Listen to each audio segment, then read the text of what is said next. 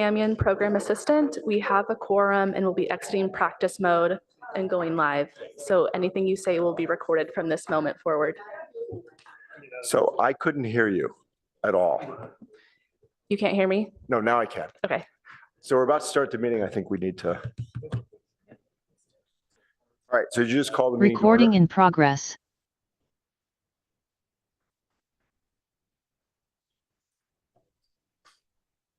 All right, do we have any public comment?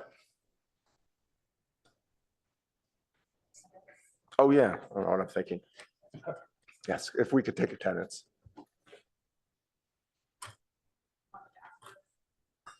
Yeah, just start at the. Chair Croft. Or sorry, Commissioner Croft. Present. Commissioner Metz. Present. Chair Scharf. Present. Vice Chair Mater. Present. Commissioner Phillips. Present.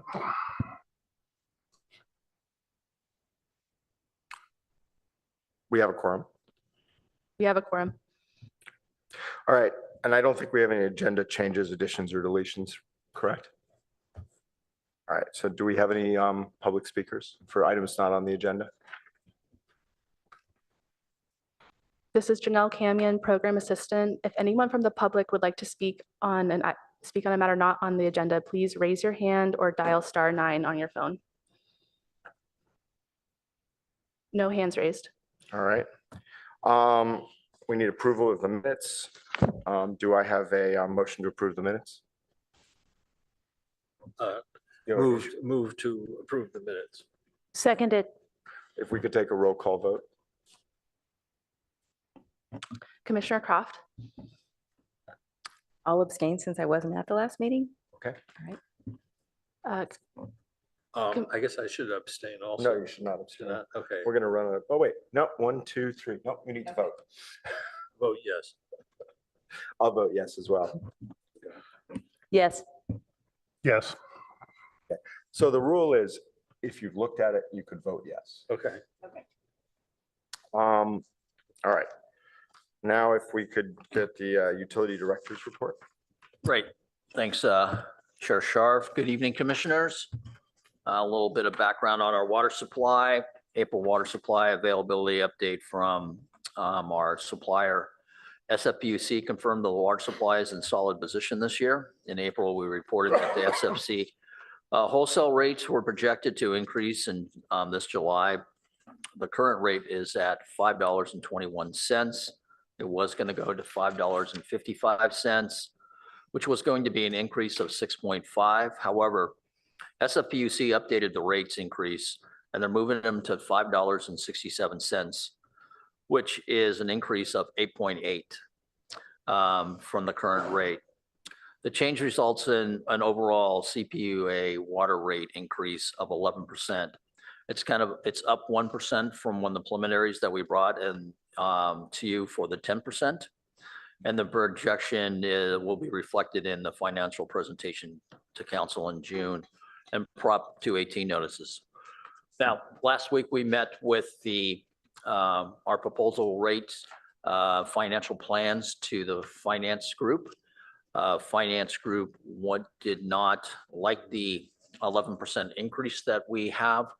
We'll talk more into depth about this, but finance made a recommendation of dropping it down to 9.5.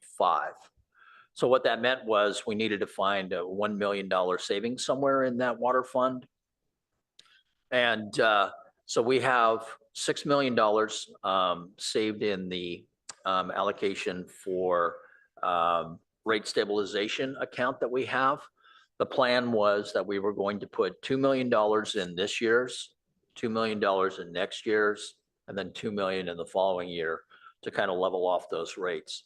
So we ended up taking $1 million out of next year's budget so that we could achieve this 9.5. So as it stands right now is that we're moving $1 million out of the rate stabilization. So we'll be putting $3 million in the rate stabilization to get that increase down to 9.5. So a little bit about heat pump water heater program. As of March 7th, The state's Tech Clean incentive for the heat pump water heater fully was reserved. CPAO continued to honor the Tech Clean incentive for Palo Alto, and we signed up a full service program on or before April 15th. Because on April 15th, we went to a council to adopt a budget for the heat pump water heater with new pricing. And the new pricing is for a new 65-gallon heat pump water heater installed through the full service, there would be an incentive of $2,300. In addition, the city provided credits up to $1,000 to cover the pre-work that needed to be done, looking at the plumbing that had to be done. Also, the condensation lines, how they needed to be ran to the outside was going to be covered in that $1,000.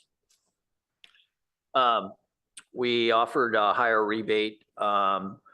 If we also gave the option to customers that if they wanted to use their own plumbing company, that we actually gave a little bit higher of a rebate of $3,500, which was previously rebated at $2,300. As of the 25th, the full service program has installed 237 heat pump water heaters. Then another 70 have come in, been installed through the rebate program. So the little over 300 heat pump water heaters have been installed throughout the city. We continue to do this, and staff's processing select one or more vendors to implement this pilot. So we're trying this pilot out to see if we can find if there's other outside agencies or contractors that would be willing to come in and look at being part of this program. We wouldn't use our internal, but this is for the external, where the customers would be able to receive that $3,500 that we've set aside. Last Tuesday, the commercial team hosted its first in-person facility managers meeting since the pandemic at the Crown Plaza Hotel. We attracted 20 participants, including some of the largest customer staff present, a case study on heat pump water installations at the City Hall, electrification incentives, landscaping rebates, and we talked about AMI. The meeting with the tour of the heat pump water heater system that was just installed at the hotel, which accomplished by equipment manufacturers and the installer itself. This is one of the first examples of successful commercial heat pump water heaters installed, providing heat and cooling to 184 rooms and also the common area. We had an Earth Day event at Hewlett Packard. City sustainability and key account managers participated in tabling event for HP's Earth Day. We provided a platform of HP employees and sustainability leaders to showcase the city's energy efficiency electrification programs, along with available rebates. We engaged with HP facility and sustainability staff to explore potential partnerships, ways the city can support HP's initiatives, and also their education endeavors. And then we anticipate that will enhance collaboration between the two organizations for the future. Last Thursday, staff hosted the first commercial energy efficiency webinar, attracting about 60 participants. The majority of the customers were represented from small and medium businesses, but also attracted some of the key accounts, including 2 large property management companies. The discussion led industrial experts, engineers discuss cutting-edge strategies for making the commercial buildings more efficient. Right after that meeting, a large business organization came and they signed up for the Business Energy Advisory Program and is interested in installing and pursuing energy efficiency programs within their area. Staff plans to put together other webinars opportunities for these type of commercial customers. A little bit about EV chargers. The program currently has 15 sites in the permit and installation phase. Most of these projects have been completed by the year end. So that's what we're hoping. We're shooting for the year end for these, which will give us approximately 200 new ports installed. A few notable sites is the Peninsula Center, YMCA, 755 Page Mill, mixed use property, the Mark, the Palo Alto Gardens Affordable Housing. An additional 30 properties are early stages of the project, including assessments and bidding and vendor selections. We also had a new extension to the Clear Results has kicked off on April 16th. We're continuing to the next 3 years to provide technical assistance and site current pipeline. The extension guarantees a minimum of 19 additional sites going live within the life of the contract.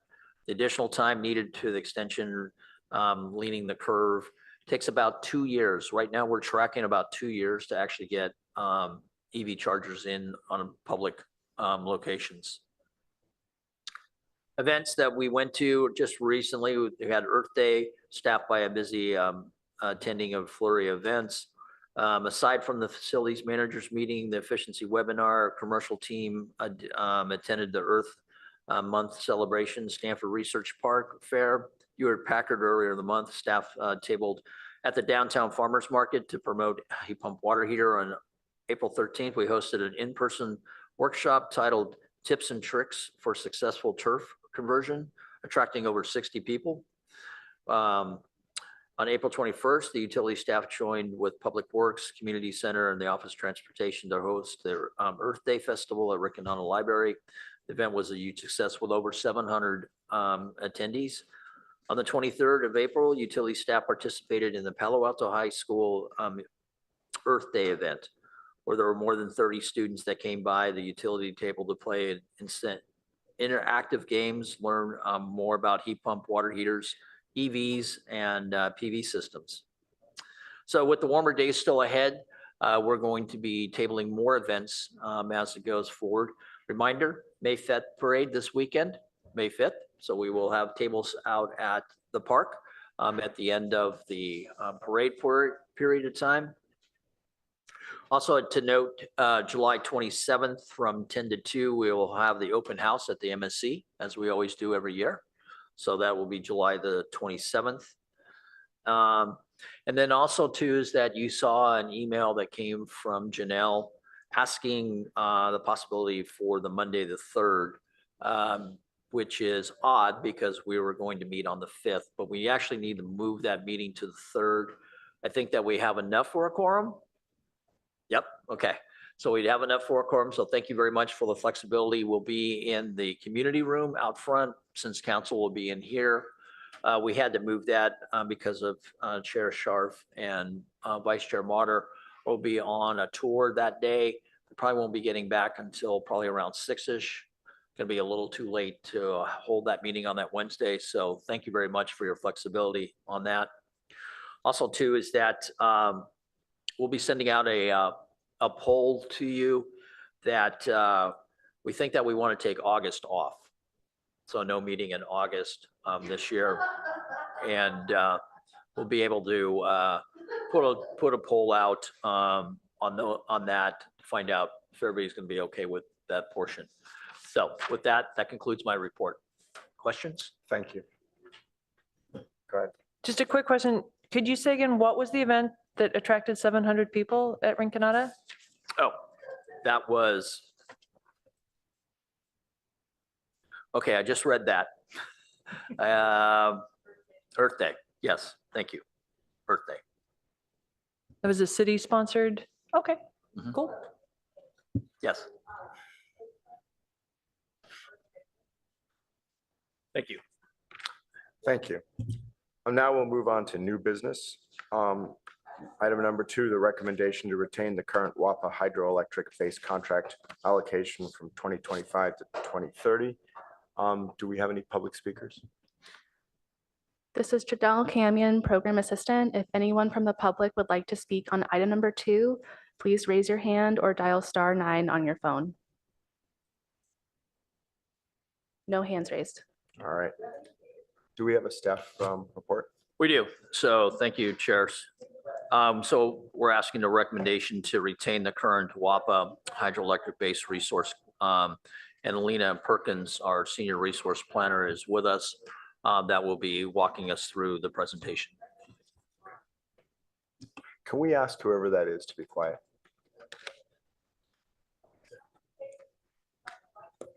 Sounds like a microphone.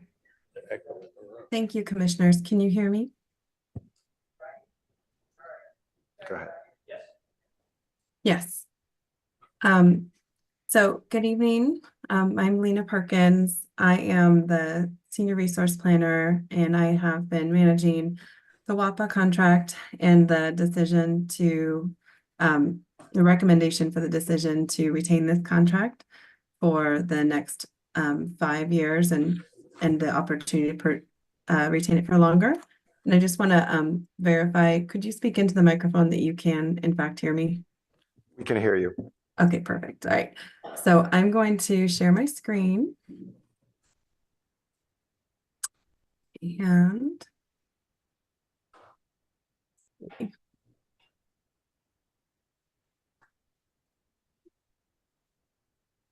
okay. All right. How's that? Yes? Okay. So welcome. I have a brief presentation for you today. Oh, so here we go. So just orientation. There's a lot of different federal agencies involved in this. That's what makes it less nimble of a contractual process, you know, than many, and also just a lot of coordination, again, with federal agencies. So the history is that this Central Valley project was built by the U.S. Bureau of Reclamation. It's sort of a coming out of the Depression for a project. It is a very large project, and WAPA is one of the power management agencies, and there are 4 federal power marketing administrations under Department of Energy. And there are 4 of them, and I've highlighted WAPA over here in blue. And then we purchase our power from the Sierra Nevada region of WAPA. Again, it's very large, and we purchase 12% of the surplus power, which is the base resource power.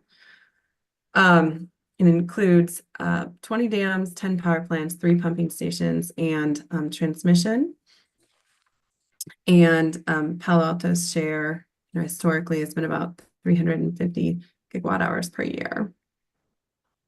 More background just for the scale of this project and the complexity inherent in it, just so you sort of have an appreciation of how much goes into dispatching this resource, and we're coordinating with the Bureau of Reclamation on that. It was mostly the Central Valley project, which I focused in on here.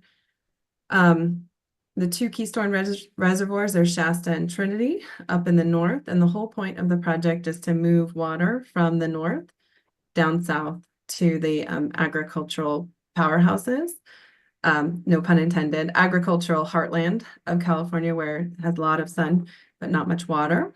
And then the reason that they had electricity generation attached to this was in order to pump that water south. And then there was surplus power. And so we are a surplus power purchaser. So we are not, you know, the reason these dams exist, but given that they have more power than they need for their pumping, we purchase that power from the federal government. We've had a contract with the federal government since the 1960s. The base resource, or the surplus power, is about 65% of the total generation. So that other remaining 35% they use for their own pumping needs. And the core question in front of the UAC today is whether or not to extend this contract, potentially until 2054, but the time period of commitment would be until 2030. So from 2025 through 2030, 2029, I guess. So I just wanted to share that, you know, this decision was much less clear, or say 5 years ago, when power prices were extremely low and the project was not operated with much flexibility 5 years ago. We have worked extremely hard with the federal government to help them adapt and re-implement a lot of the flexibility that this project was initially designed with, fixing that up, operating it. My kind of analogy I used to use was saying that we were trying to teach a dinosaur to roller skate, because we needed them to operate a lot more flexibly given the high penetration of renewables and how much flexibility we saw that was going to be needed, with especially an oversupply of solar during the day. And today, I would just say that, you know, Kerry Fox, especially from the US Bureau of Reclamation, he has this dinosaur roller skating, doing figure eights, doing backwards figure eights. They are implementing a lot of just really incredible adaptive flexibility, and they're bidding it into the 5-minute market for the energy imbalance market in California. So that is just it's really impressive. You know, I think that we still have a lot of opportunities to improve the project with improving the forecast, working with the staff at the Bureau of Reclamation in WAPA. They are currently operating the project using the San Luis Reservoir in particular, which is essentially off-stream storage for pumped hydro. And there's also some real opportunities for curtailing pumps in times of system stress, as well as potential for battery hydro hybrids. And we are working with them right now to, you know, recognize the emissions value of hydro, and how when you do make hydro more flexible, you are effectively displacing or abating a lot of real-time carbon emissions. And so if you take away that flexibility, you're increasing the emissions on the system. So to the results here, there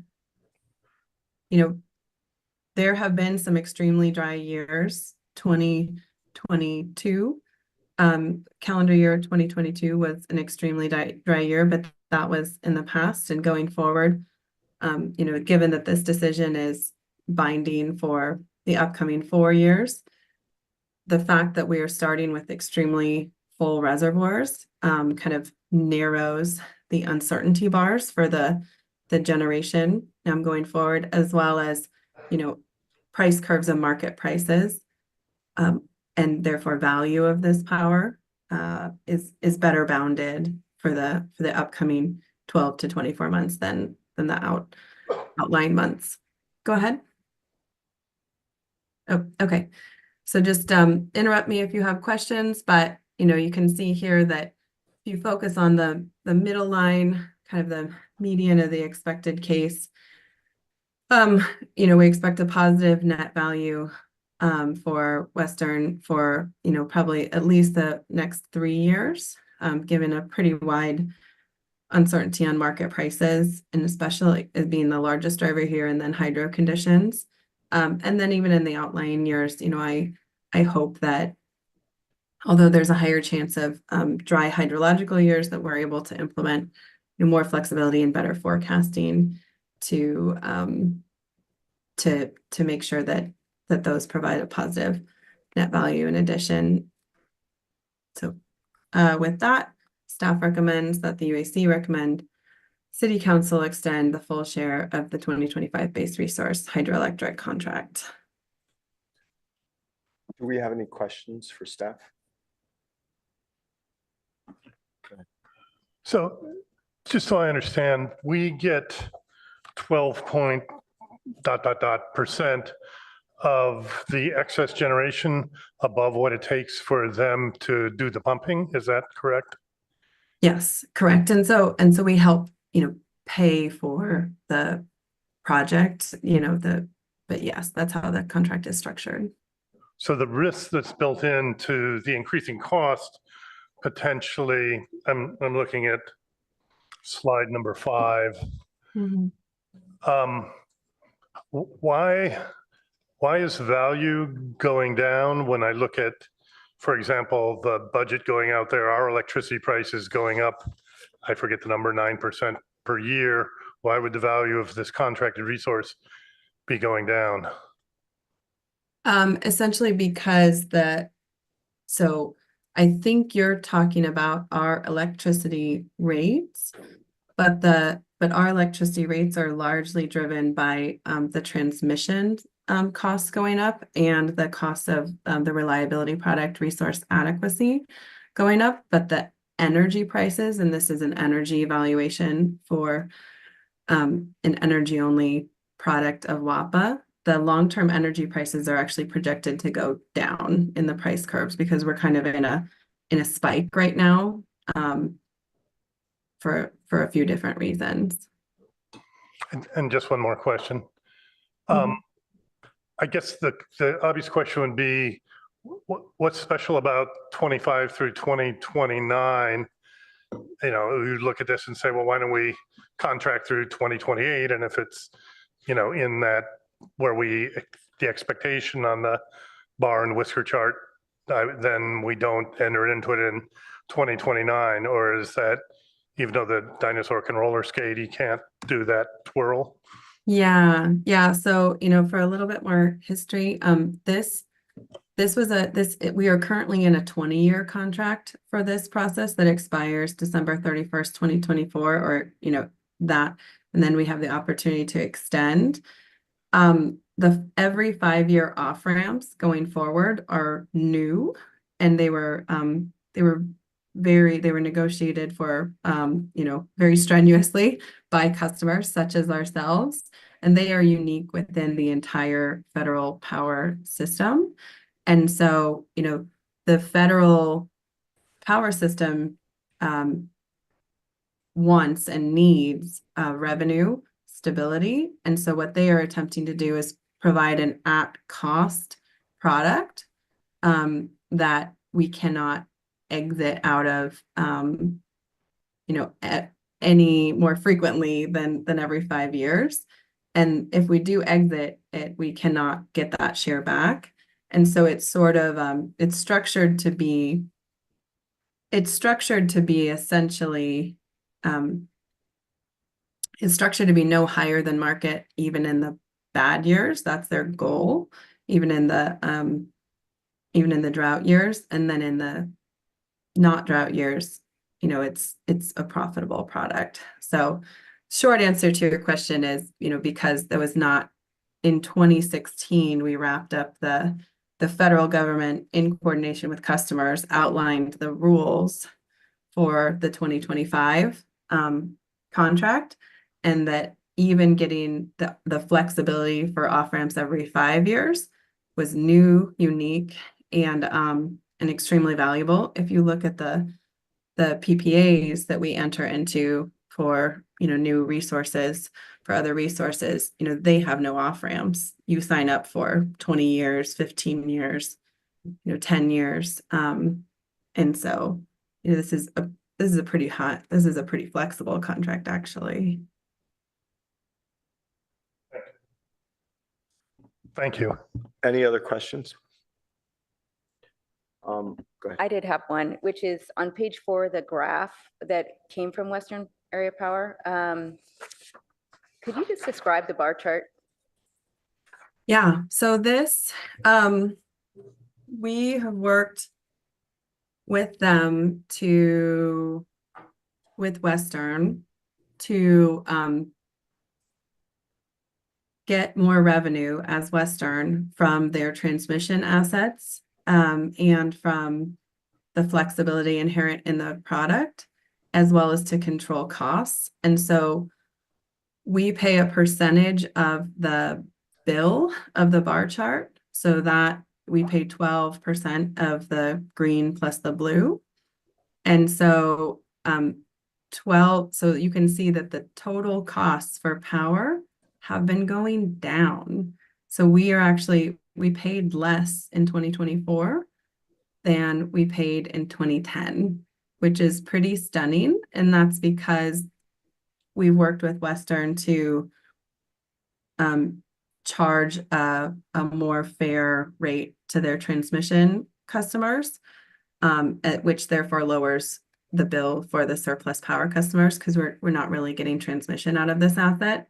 And we also worked with Western to enter into the energy imbalance market. And we worked with them in order to be able to get paid to not produce energy. So they're not running water through their turbines in the middle of the day, when there's a surplus of solar, and getting paid for it. And so all of that, combined with cost control and a cost allocation study that took 10 years to complete, has resulted in, a total bill That is what, $63 million, or $64 million, and this is actually even lower. It ended up closer to, I think, 62 million for fiscal year 2024 versus it.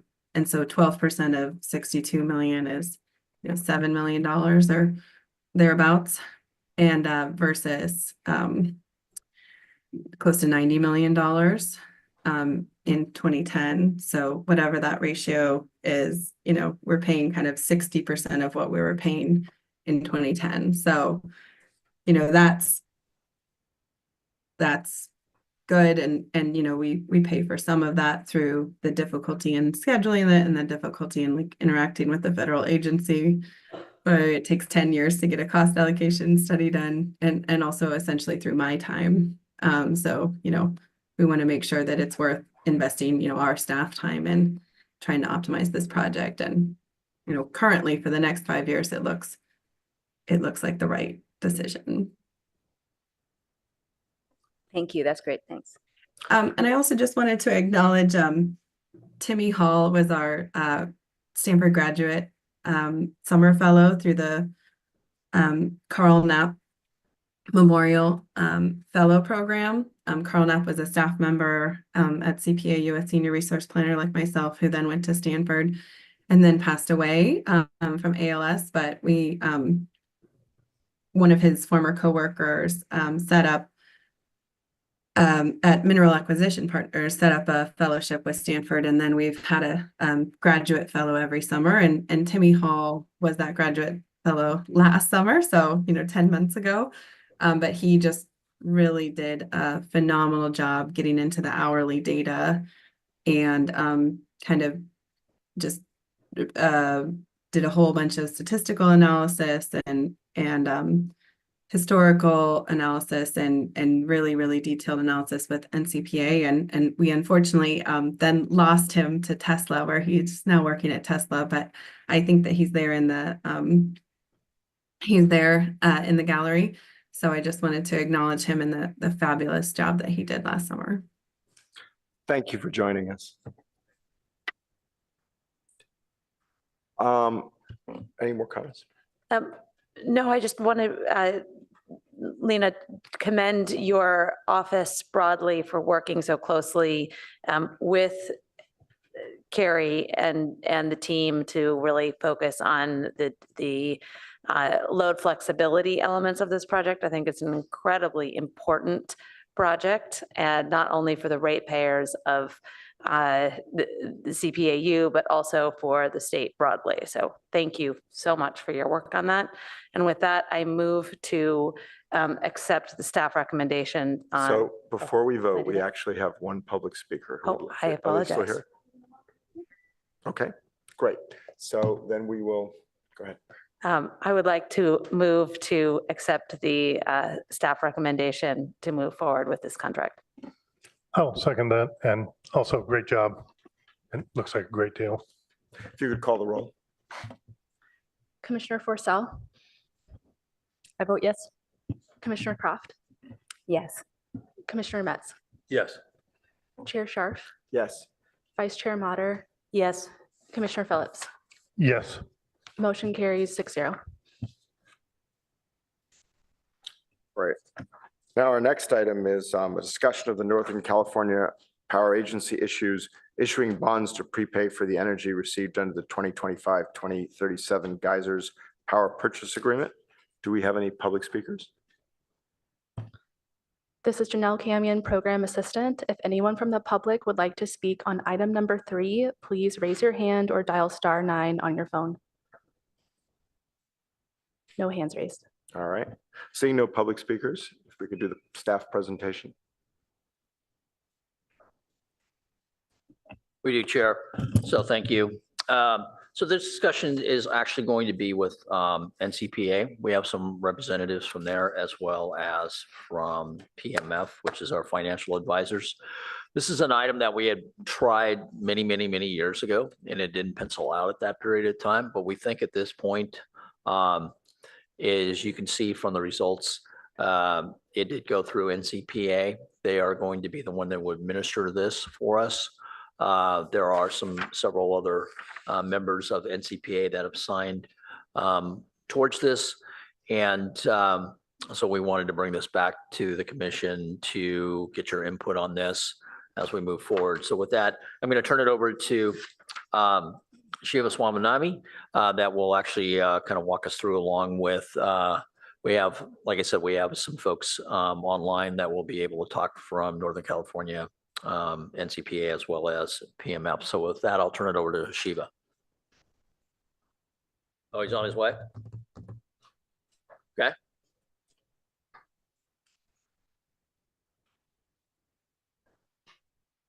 Oh, they're not? Oh, interesting.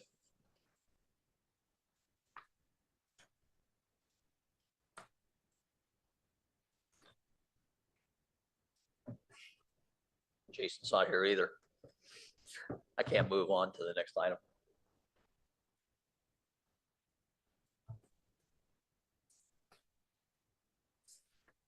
Oh, he's listening in.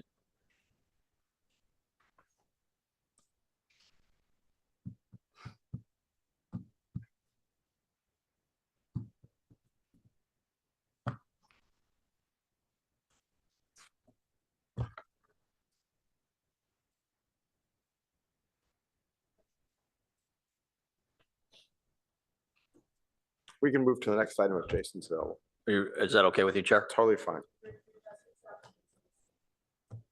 Okay. Okay. So let's do public comment on item number 4.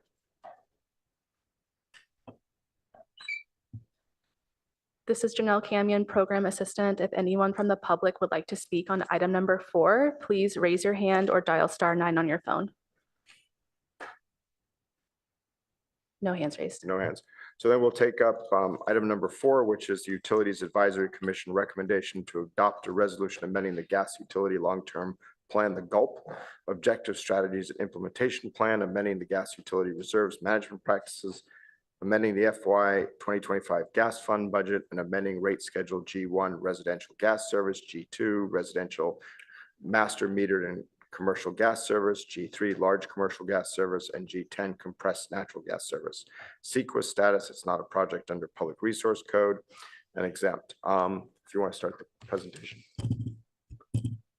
Jason on?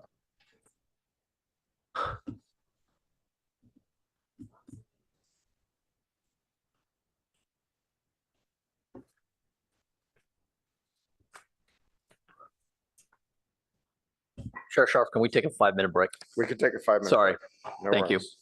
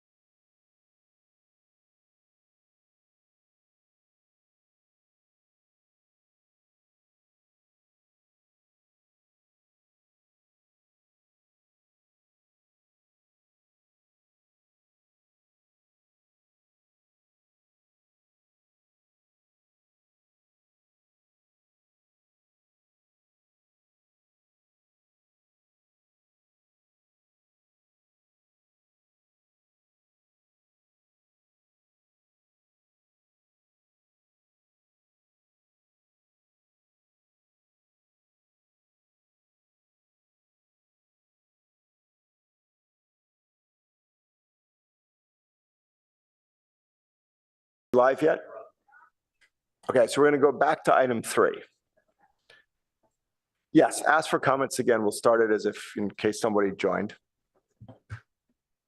This is Janelle Camion, Program Assistant. If anyone from the public would like to speak on item number 3, please raise your hand or dial *9 on your phone. No hands raised. All right. And take it away. All right. Good evening, Commissioners. So I'll be introducing this presentation. Monty Hanks from NCPA and Mike Berwinger from PFM will be making the presentation. Could you As- maybe pull up the microphone or something so your voice goes into it better? Thanks. Okay. Now, if the commissioners recall, in early 2023, the UAC recommended and the council approved Palo Alto's participation in the 12-year PPA for Geyser Power Company, which NCPA was a party to, and we signed on to that. As outlined in this report, we anticipate receiving 5% of Palo Alto's energy from geothermal PPA starting in January 2025, and that energy goes up to 10% of our needs by 2027 at an annual cost of approximately $7 million.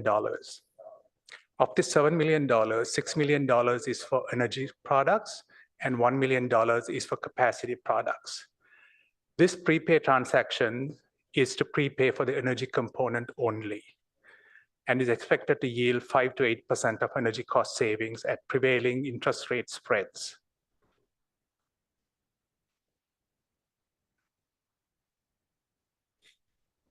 This would yield a savings equivalent to about $300,000 to $400,000 per year for over 12 years for Palo Alto. Palo Alto utility staff and finance staff have vetted this prepay structure, and we are comfortable with participating in NCPA's led prepay transaction. I would like to now recognize Palo Alto staff who worked on this project. Tarun Narayan, Manager of Treasuries, Debt and Investment, who is joining us via Zoom. And Tim Dentaline, Resource Planner, who is here with us in the audience. We are here today to seek your input on this deal structure and to answer any questions you may have. We will summarize today's discussion for the Finance Committee when we meet with them to seek their input in June. Based on your input and input from other NCPA member governing bodies, if the consensus among members are to go forward for the prepay, we will come back to you for formal approval to participate in this prepay. With that, I would like to now call upon Monty Hanks, who is the CFO of Northern California Power Agency, and Mike Berwanger, the Managing Director at PFM Financial Service Advisors, to make the presentation. Not Monty. Okay, so maybe I will, while Monty Hanks joins, I will, in the meantime, I'll make the presentation, first 2 slides, and then Mike could take on. So what you see on the screen here today is outlining how this UAC approved this or recommended approval in February 2023, and the council approved this PPA in April 2023. And the contract price, as you see, is for a 12-year product, $69.41. And the energy product is at the capacity product is at $7 per kW month. So the total cost of the project is about $7 million per year for Palo Alto. Next slide, please. Now this shows a financing assumptions in which we came up with a potential savings of about 7.71%. The energy savings about $5 compared to $69 in total energy price. So that's $5.35 divided by 69 is the 7.71%. This is and what you see here is a difference in, again, this is non-recourse debt. So the debt is issued by the issuer, but the the repayment obligation is taken on by the counterparty, highly rated bank. And what you see here is a spread as of October 2023 and a couple of weeks ago. Next slide, please.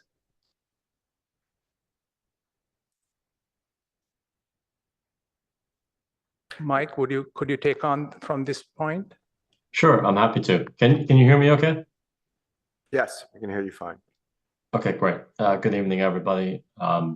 Just by way of background, as Shiva said, the goal of this is to save money on your existing contract. How are we going to do that? We're going to leverage your ability to issue tax-exempt bonds. It's as simple as that, and we'll get into the details. But I thought it was important, just by way of background, to say that what we're proposing is not new. This financial structure has been around since the 1990s. It's largely been used for natural gas in the Southeast. It was only recently that the same financial technology has been applied to energy contracts. And just in the last 2-3 years, there have been 10 of these transactions done within just the state of California.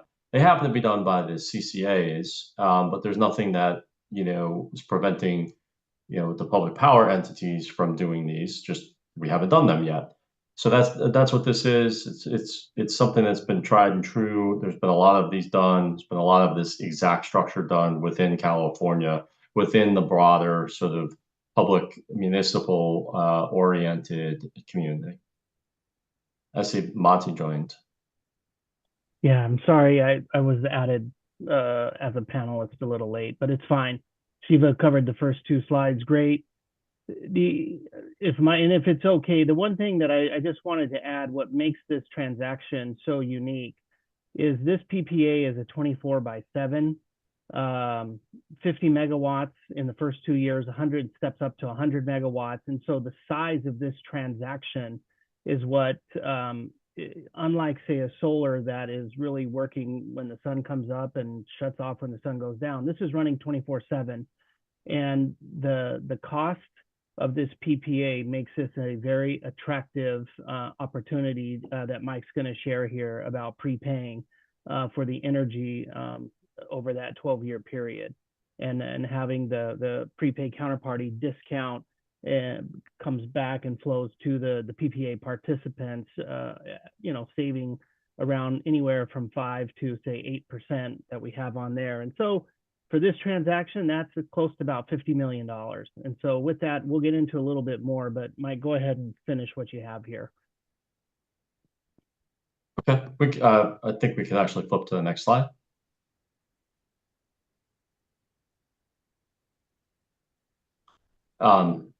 Apologies for the boxes and arrows. This is a summary of the structure. I want to tell you, there's a lot of steps, there's a lot of boxes. If you take the left side of this, that's dealing with the energy.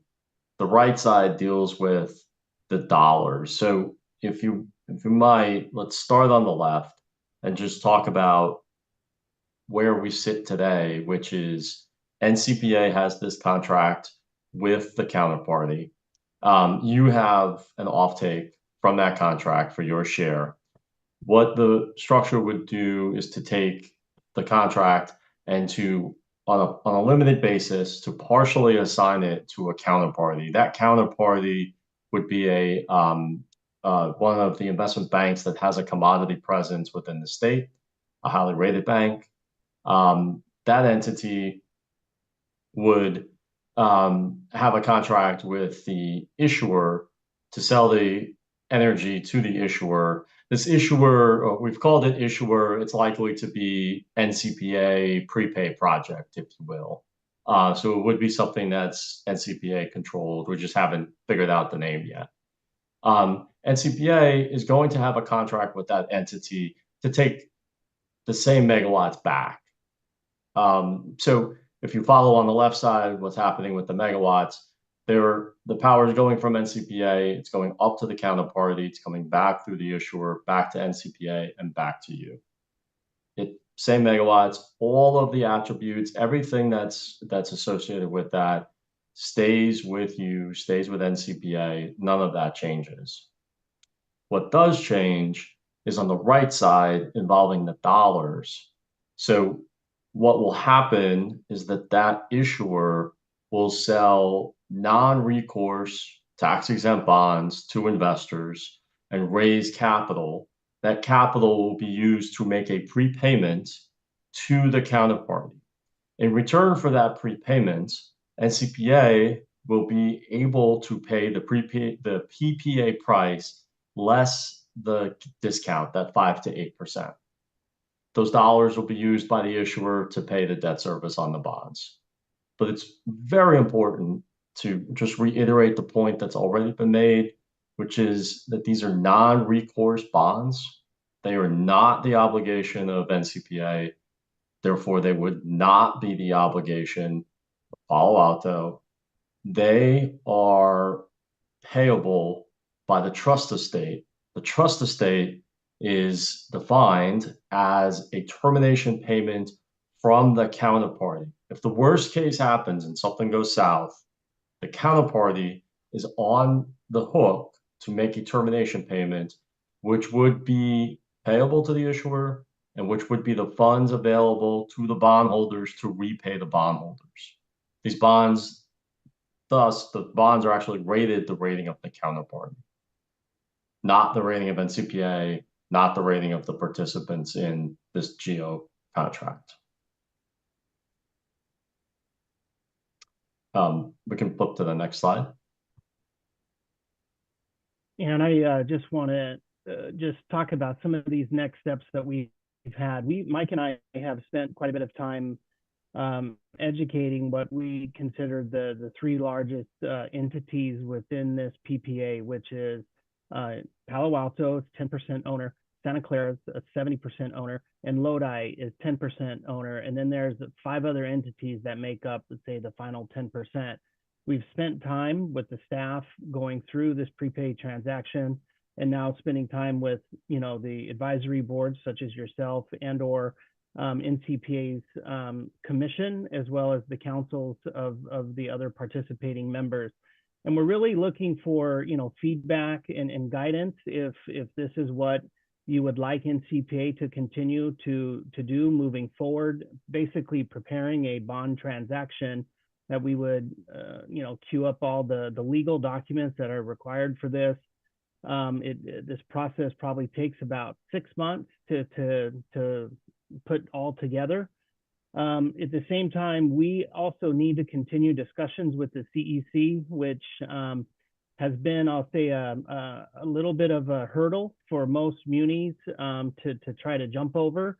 If you noticed on those prior slides, the CCAs have done about 10 of these transactions. Their regulatory body is the CPUC, and they have essentially blessed a prepay as still fulfilling the requirements of their RPS goals and standards.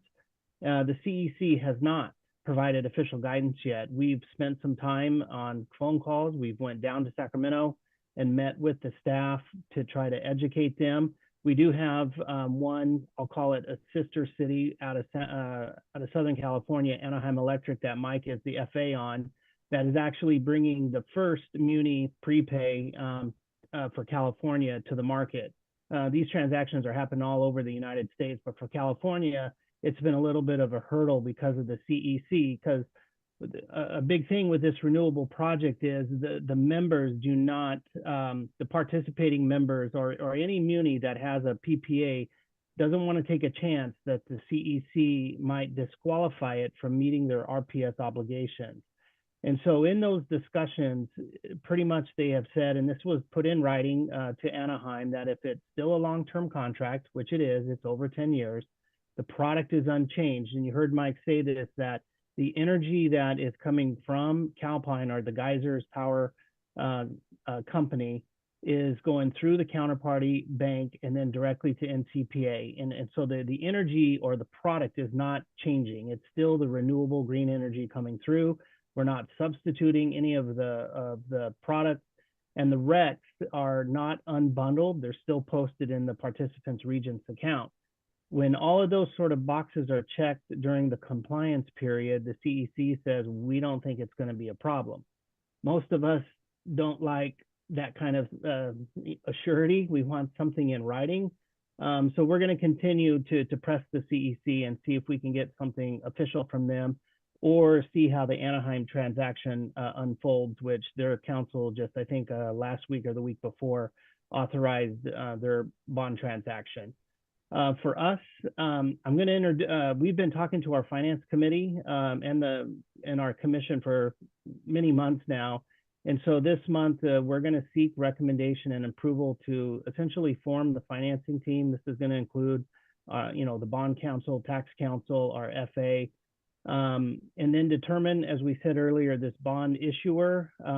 We've had some initial discussions with our bond council, and she does agree that there is a sort of a financing conduit that has to occur, but it's a fairly simple process to do. And then at the same time, we want to solicit to issue an RFP to find a prepayment counterparty. And today, those large banks typically consist of RBC, Goldman Sachs, JP Morgan, and Morgan Stanley. And there could be a few other players in there, but we need to see, what if we do move forward with this, which counterparty that we need to find a strong counterparty to enter into this transaction. The other thing I want to mention too with this, what makes this so unique is a lot of the CCAs are issuing 30-year bonds, because the longer those bonds are out there for, the greater the discount can be. But one of the things that many of our participants have said, and I sort of agree with this, is when those PPAs expire, and this one, for example, is after 12 years, you have to be able to replace that PPA with the same like size dollars in order to sort of replace it within that 30-year structure. Because this transaction is so large in value, a couple of the counterparties have come to us and said, hey, instead of a 30-year deal, we can do this in 12 years, the term of the PPA. So when the Geysers PPA terms off in 12 years, this transaction is done. So you sort of take that unknown risk of what the landscape looks like when you have to go and, like, some of the CCAs have to replace that PPA or PPAs. Next slide. And then the final thing I just wanted to add here is, and Shiva, I talked to him about this, so I put it on here, is they plan to go to your finance committee and seek input at the June 4th meeting.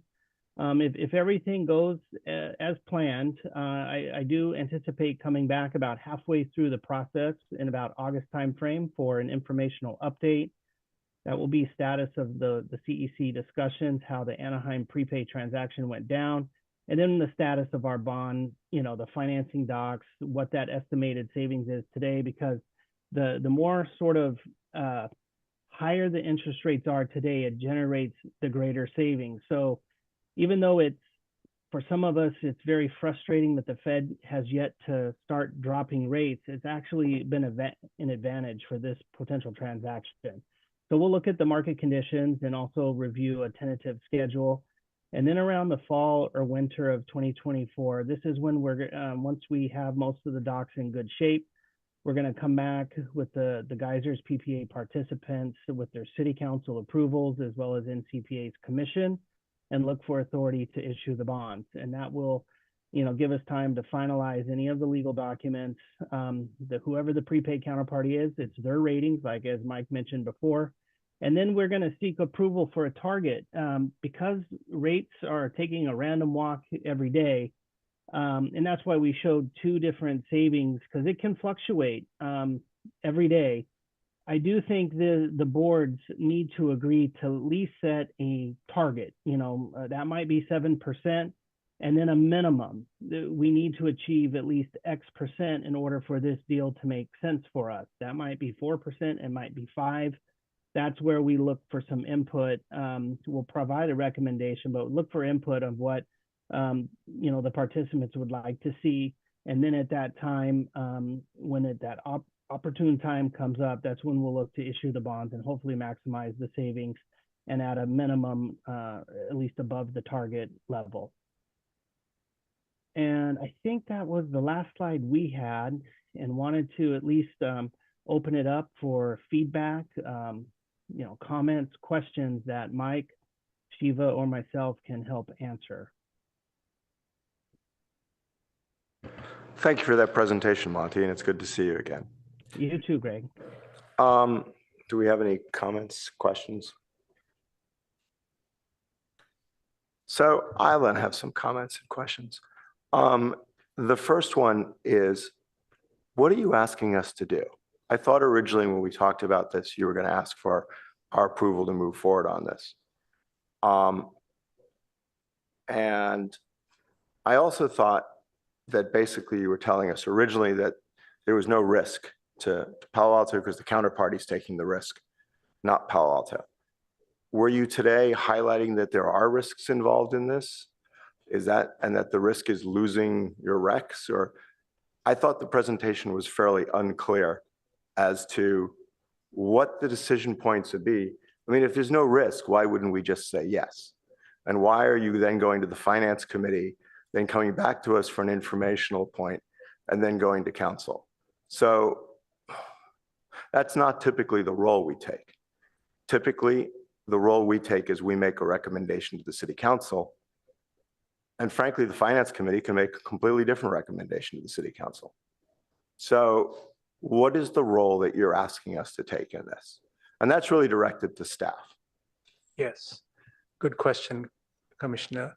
So this is the first time we are doing a prepay, and there has been concerns in the past with the past structures within the community, in our finance department. So since we're doing it for the first time, we thought it'll be good to come and seek input before we go too far. So that's why we are coming to educate and inform and seek your input before we commit to something. And when we come next time, there'll be everyone will be up to speed, and there'll be a definitive recommendation and ready to act. So this is an informational. So that's not an informational update if you want us to act. That's asking us to act. So when you come back in August, you're then going to ask us to act. Correct. Okay. That's fine. So I guess what I would like in August is I would like to understand if there's any risk in this. And I thought the presentation was really unclear on that. Maybe I was the only one that felt that way, but it was very unclear to me. Like, is there a risk that the California Energy Commission will say, no, this transaction does not, and therefore we lose the RECs? Is that the risk in this transaction? It's clearly, if we do the counterparties, it's not a monetary risk. Right. So there is minimal or no financial risk. Correct. But there's a regulatory risk, which we have been discussing, and there's a level of comfort we need to get to. And Anaheim, the first POU, had got that comfort for their council to approve a couple of weeks ago. So we are getting there, but we want the I's dotted and T's crossed. Which, well, you should. I mean, I totally agree with that. But I think if you're going to tee it up for us in August, I mean, the question is, that's the decision we then need to grapple with, is what is the regulatory risk? Because I agree with you, there's minimal to zero financial risk on this. Correct. And in fact, given the savings, without the regulatory risk, I mean, you should just do this. Why would you not do it? Yeah. And I mean, there might be interest rate risk too, because you're moving up, right? So I mean, there's the two risks I saw: interest rate risk and regulatory risk. Were there any other risks that I missed? No. No. Okay. So when then, you say interest rate risk, you're talking about the spread narrowing? yeah, I mean, I assume if interest rates move downwards, Right. We won't right, have we go this back product. to 2.5. I mean, I don't think it's going to happen, but we go back to 3%, but I can't predict interest rates. Right. Then this wouldn't work Yeah. anymore, right? I But mean, once its deal is done, that interest rate risk doesn't exist. The correct. counterparty And that's default, why you're targeting a minimum of 4%. right? That's an example at this time. Right. Yep. Okay. All right. I don't know if anyone else has any comments. I think I might need to get more basic on this to understand like how much money is moving between all the different boxes at what period of time. Can you just walk us through this slowly and understand like what the geysers is getting when. And so I'm trying to write on here, like where the money is flowing, and Sure. at what time period. Sure. Let's go to that flow chart. So Mike, I'm going to try doing this. I'll go in the order of the numbers. So the first step is the PPA, which NCPA has currently. Now, Geyser Power Company is not in this flow chart. But the PPA, which NCPA has, is partially assigned to the counterparty, the bank. That's step number one. Step number two is the clean energy purchase contract between the issuer and the NCPA to facilitate the energy transaction. Number three is the energy which was assigned to the counterparty flows to the issuer, and then issuer in return provides it to NCPA. Can I just stop you for a second? So there's no geysers on here and there's no Palo Alto on here. So Correct. Palo Alto is the same as NCPA. okay. So, but geysers, are they being paid by the counterparty on an No, ongoing basis, or they're getting the whole amount prepaid? NCPA is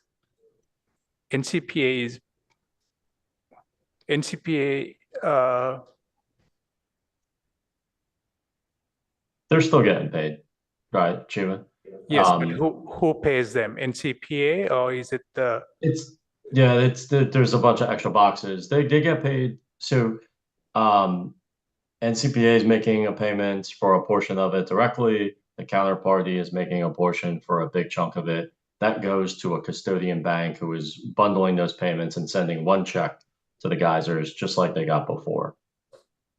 And geysers is getting it on as they're delivering the energy, or they're getting it prepaid? No, they are not getting it prepaid.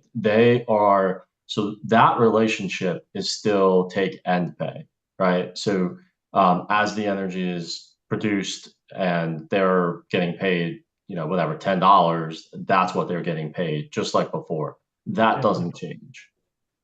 That's right. So this transaction in the beginning, the 50 megawatts, 24 hours a day, and then by the number of days of the month times that contract price, it's about $2.5 million per month for the energy is what geysers will be receiving in a check. And this would be a combination. It goes, as Mike says, into this custodian account that would be funded by a combination of the participants who are paying that premium less the discount, and then the prepaid counterparty doing the difference to get to the $2.5 million that goes to geysers. And so if there was, say, one of these issuer counterparty were to have a financial crisis of some kind, like we've seen periodically over the last Correct. 10 years, Correct. what would happen then? Would geysers still deliver the energy, and would they still get paid? I know I saw in there that we just wouldn't get the discount, but how would this unwind in a way that is actually okay for both the geysers and ourselves? Yes. So you start and end at the same spot, and that's really important. And so the project exists. If the project does not have an issue and it's still producing, NCPA is still getting the energy, you're paying for that today, they're flowing that bill to you. All we're doing is partially assigning the megawatts and the dollars into a counterparty. If something happens and that bank counterparty blows up, it goes Lehman Brothers bankrupt over a weekend, that assignment tears up and the contract goes right back to NCPA. It's also important to note that when we say limited assignment, we really are talking about the megawatts and the dollars, that all of the other rights, the remedies, all of the project management, aspects that are in those PPAs, the oversight, all of that remains with NCPA. The counterparty is not stepping into the contract in whole. NCPA still has all the enforcement rights that you've negotiated, and they will remain with NCPA while this is assigned. You're moving the energy up to the counterparty and thus the dollars.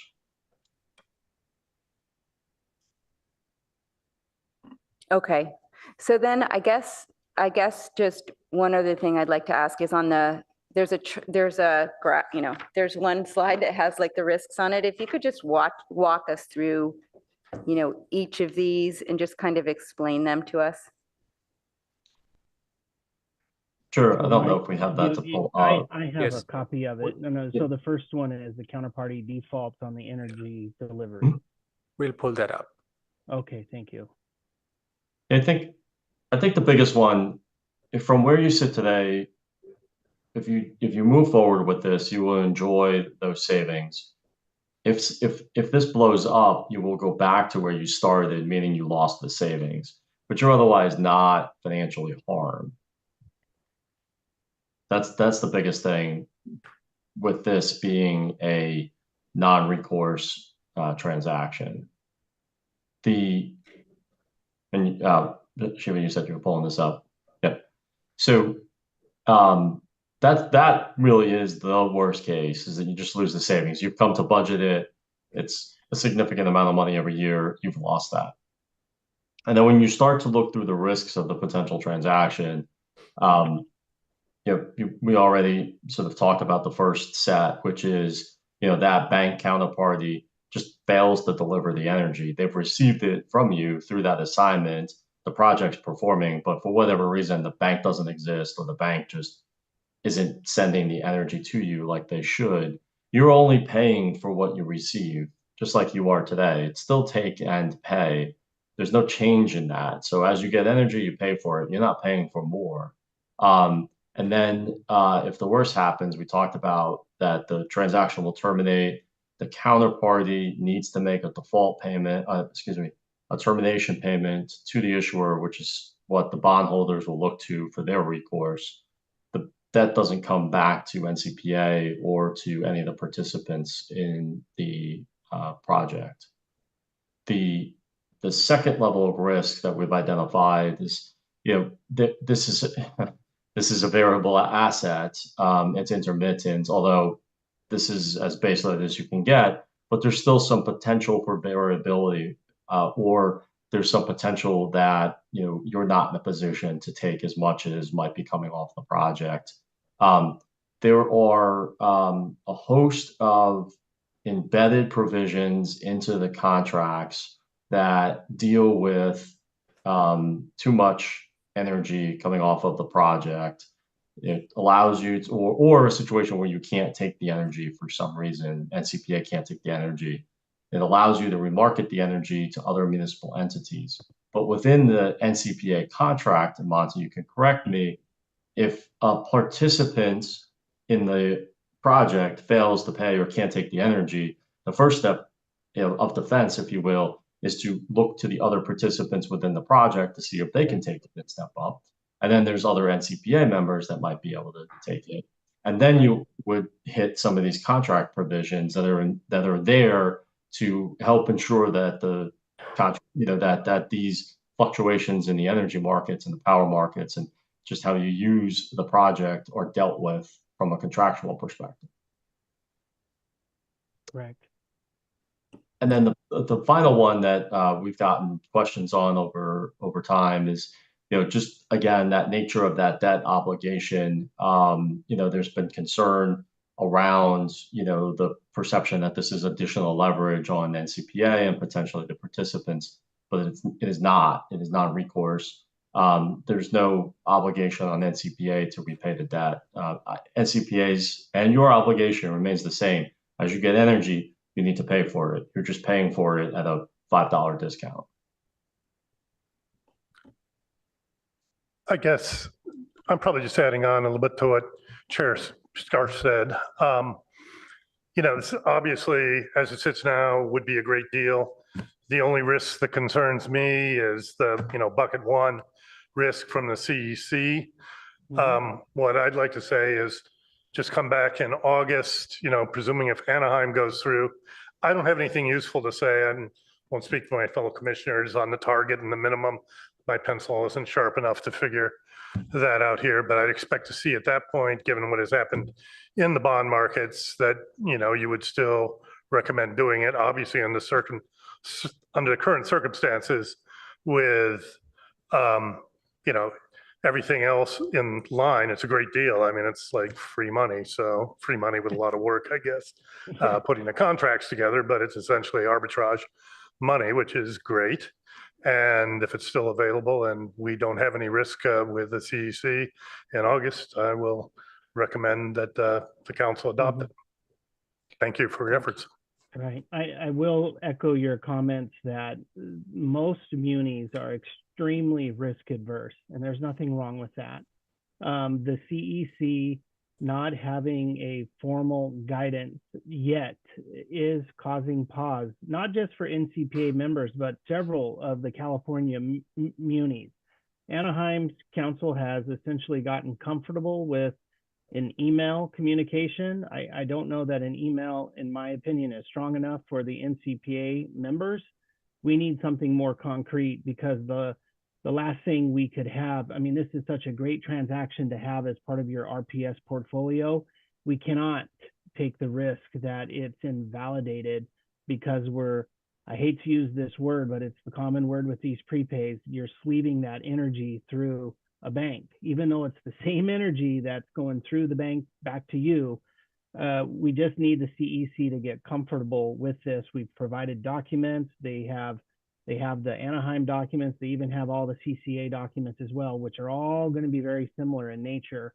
And we just, when I talked to Commissioner Gallardo, she asked, what do you need from us? And I told her, we need some sort of concrete guidance that's issued by the CEC for the other California munis to get comfortable with, because right now we're still all sitting on the sidelines. And it's sort of frustrating because you have the CCAs who might be your neighbor who's taking advantage of this because they have a different regulatory body that they're reporting to. So we'll get there, but I agree. I don't think we would bring this transaction forward unless we were extremely comfortable that this was not going to be subject to any sort of compliance issue. Thank you. Yeah. Any other questions or comments? Well, seeing none. Seeing none. I have one more, Go ahead. which Director Bachelor mentioned that we tried to do this a while back and it didn't work out for some reason. Can you just explain like what were the kinks that we couldn't work through? When we were looking at it way back when, was interest rates were way too low. And we thought that there wasn't that much savings at that period of time. And so we decided not to get involved with it. That was the biggest risk that we saw back then. I think as the other commissioners talked about, I think that we'll have a better look at it in August to see where those interest rates fall. We feel that overall there is not a risk at this point. And then there's some savings that we would be able to see now in today's market. Well, we wanted to thank you, Monty, for coming down, and the other members of NCPA who spoke. Appreciate it. Thank you. And you're not looking for any vote or anything tonight, correct? So I guess we're ready to move on to the next item. Okay. Yes. Thank you, everybody. Thank you, Monty. Thank you.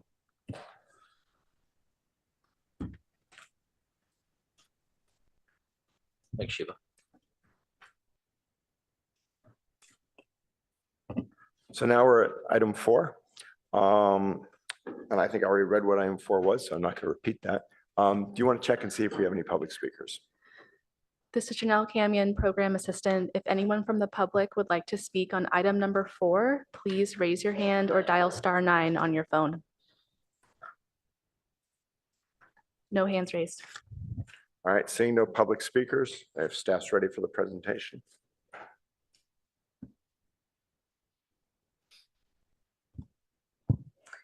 Good evening, Commissioners. Carla Daly, Acting Assistant Director of Resource Management.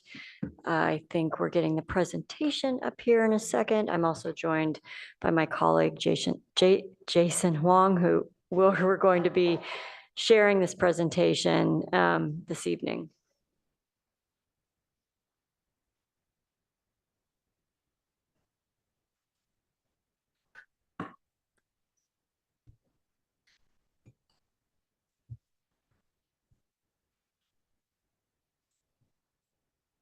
Great, thank you so much. Go ahead and flip to the next slide, please. So what we're going to be talking about tonight is an alternative that we have put together for council to consider being able to mitigate a short-term natural gas price spike such as the one that we saw a winter ago, 22, 23. Just as a little bit of background and memory jogging, I guess, prior to 2012, we did have a pretty robust hedging strategy where we purchased fixed price gas 36 months out on kind of a laddered rolling schedule so that by the time we got to the month of delivery, we'd really locked in most, if not all, of the price of gas that we anticipated using for that next month. In 2012, council approved a change in strategy whereby we moved to a monthly market price pass through to customers. So every month that commodity rate still continues to change for customers as that line item, commodity charge item, depending on what the market conditions are. At the time that we made that change, we also, in the rate schedule, had a maximum commodity charge that could be passed through to customers. And that was really less about protecting customers from the market prices and more a legal requirement because council is the only body that is legally able to set rates. And so we were advised by legal that we can't just have an open-ended commodity rate with no parameters around it. And so we came up with the $2 a therm number, which seemed very high relative to what we expected gas prices to be. Next slide, please. So early in the winter of 22-23, staff started noticing that prices were looking a little erratic and looked like they might be headed up. We went into that winter. It had been a very hot summer. There was a lot of gas pulled out of storage that summer for electric generation to meet air conditioning needs. There was some storage that was offline down in Southern California in particular, still as a result of the Alviso leak that had happened a few years before. So the markets were very nervous and there were some cold weather forecasts ahead and prices started going up. So we started putting out communications to customers through all of our channels, warning folks that prices might be high and giving energy efficiency advice and offering up some of our rate assistance programs. And in the last meeting, the last council meeting of that calendar year, council approved an increase of that maximum commodity charge that could be passed through from $2 to $4, which again, at the time, we felt like doubling that number was conservative and that and we didn't expect prices to go above that. January prices were nearly $5 a therm, and we ended up taking a little less than $2 million out of reserves to cover the amount that wasn't passed through to customers. Even so, customers felt that acutely. It was a big jump in folks' gas bills that winter, and so council was also paying attention. Next slide, please. Pictures are always worth 1,000 words. Here's what prices looked like. You can see that really dramatic, very out of character spike that happened. That highest price was, as I said, January of 2023. And even though there were fundamentals that were logically driving prices higher, this kind of spike really can't be explained by those fundamentals. And as such, there are both state and federal investigations underway into what happened. We don't expect to know the answer to those investigations for probably another couple of years. And I mean, who knows what they'll turn up. Next slide, please. I'm going to turn it over to Jason to talk about what we did last winter and then what we have come up with as proposals for you to mull over tonight. Thanks, Carla. Good evening, commissioners. Good to be speaking with you all tonight. So as Carla mentioned, prices went down again and investigations were opened into what happened during the winter of 2022 and 23. However, in response to the dramatic price spike, high customer bills and complaints, and wanting to mitigate the risk and impact of another unexpected price surge, Council approved in September of 2023 a cap price winter gas purchasing strategy for the gas year, November 2023 to October 2024. So the cap price winter gas purchasing strategy involved continuing to purchase gas and setting the customer gas commodity rates at prices tied to the monthly market index, but also at the same time purchasing price caps on the cost of gas for the December through February months. This capped the price paid to $2 per therm for a portion of the city's anticipated gas needs. With the approval of the strategy, Council approved a 15 cents per therm impact to the gas commodity charge, or about a 7.6% increase to the annual bill, in order to purchase these price caps, which effectively worked as an insurance policy of sorts to mitigate the impact of potential repeat high winter prices. Now that was approval. When it came time for purchasing the price caps, staff was able to actually purchase $2 per therm price caps for only about half of Palo Alto's expected load for December 2023, January 2024, and February 2024 months.